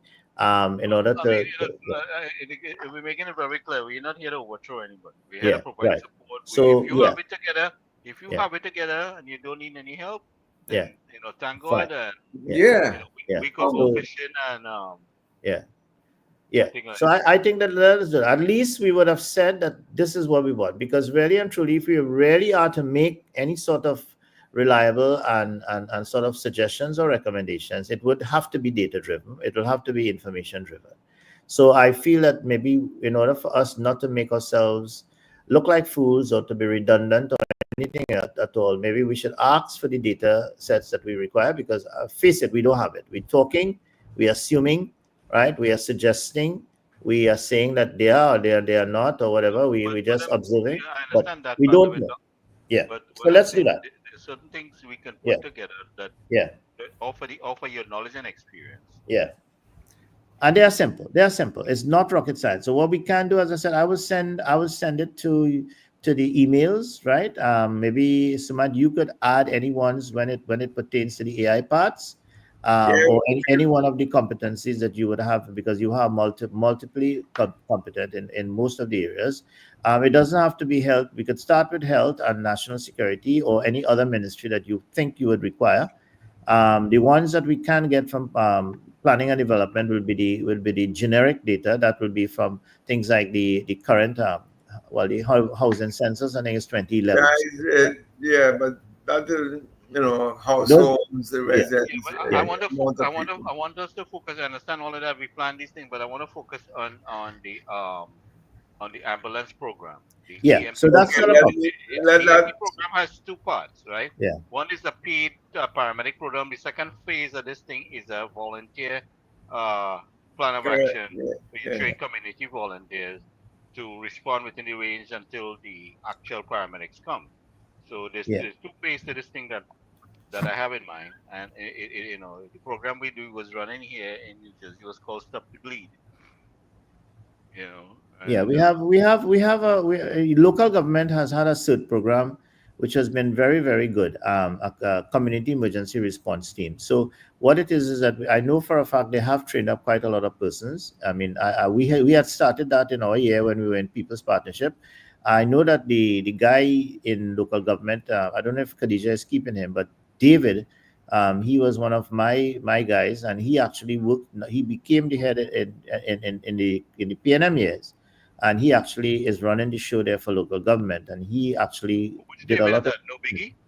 a fellow called Jerry David. He Oh. is the head of the disaster system in local government. He's a PNM guy. But I mean, he used to be there during the PNM. Okay. He was appointed in that year. But he's a good boy. He's a good guy in terms of his competence, and he has been very, he works very hard. He's a public servant, and he works very well. So the thing about it is, it's not a political thing. It's just that he is the one who's driving that disaster system now, and a lot of work has been done in CERT training. So if we could at least find out what is the status of the CERT training, that part of the thing that you talked about, the ambulance response, the ambulance system. There's two phases, That, right? that is an important part. Yeah. So we just need to know what is the status of that. How many persons have been trained in CERT? What are the geographical areas? What are the competencies that you have? We see what I'm trying to say is that you don't want me to, you don't want to, and we don't want to hear that we had 12 training programs for CERT over the last 10 years. That's not what we want. Right? We want to know the level of competencies we have there. How many persons have been trained? What are their geographical locations, etc., etc., etc. Right? So that's basically it. All right, gentlemen. Thank you very much. Yeah, right. Okay. Maybe during the course of the week. Yeah, again. we can chat again. Yeah.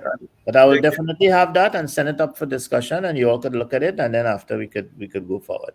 Yeah, and of course, once I send it to you, Sumant, you could always add or suggest or prefer a suggestion how we can best incorporate it. I'll send it as a Word document, so you all could always add and delete as the case may be. Yeah. Right. Sounds good. All right. All right, guys. Yeah. Good night, everybody. Okay, Thank you. guys. Take care. Take Bye. care.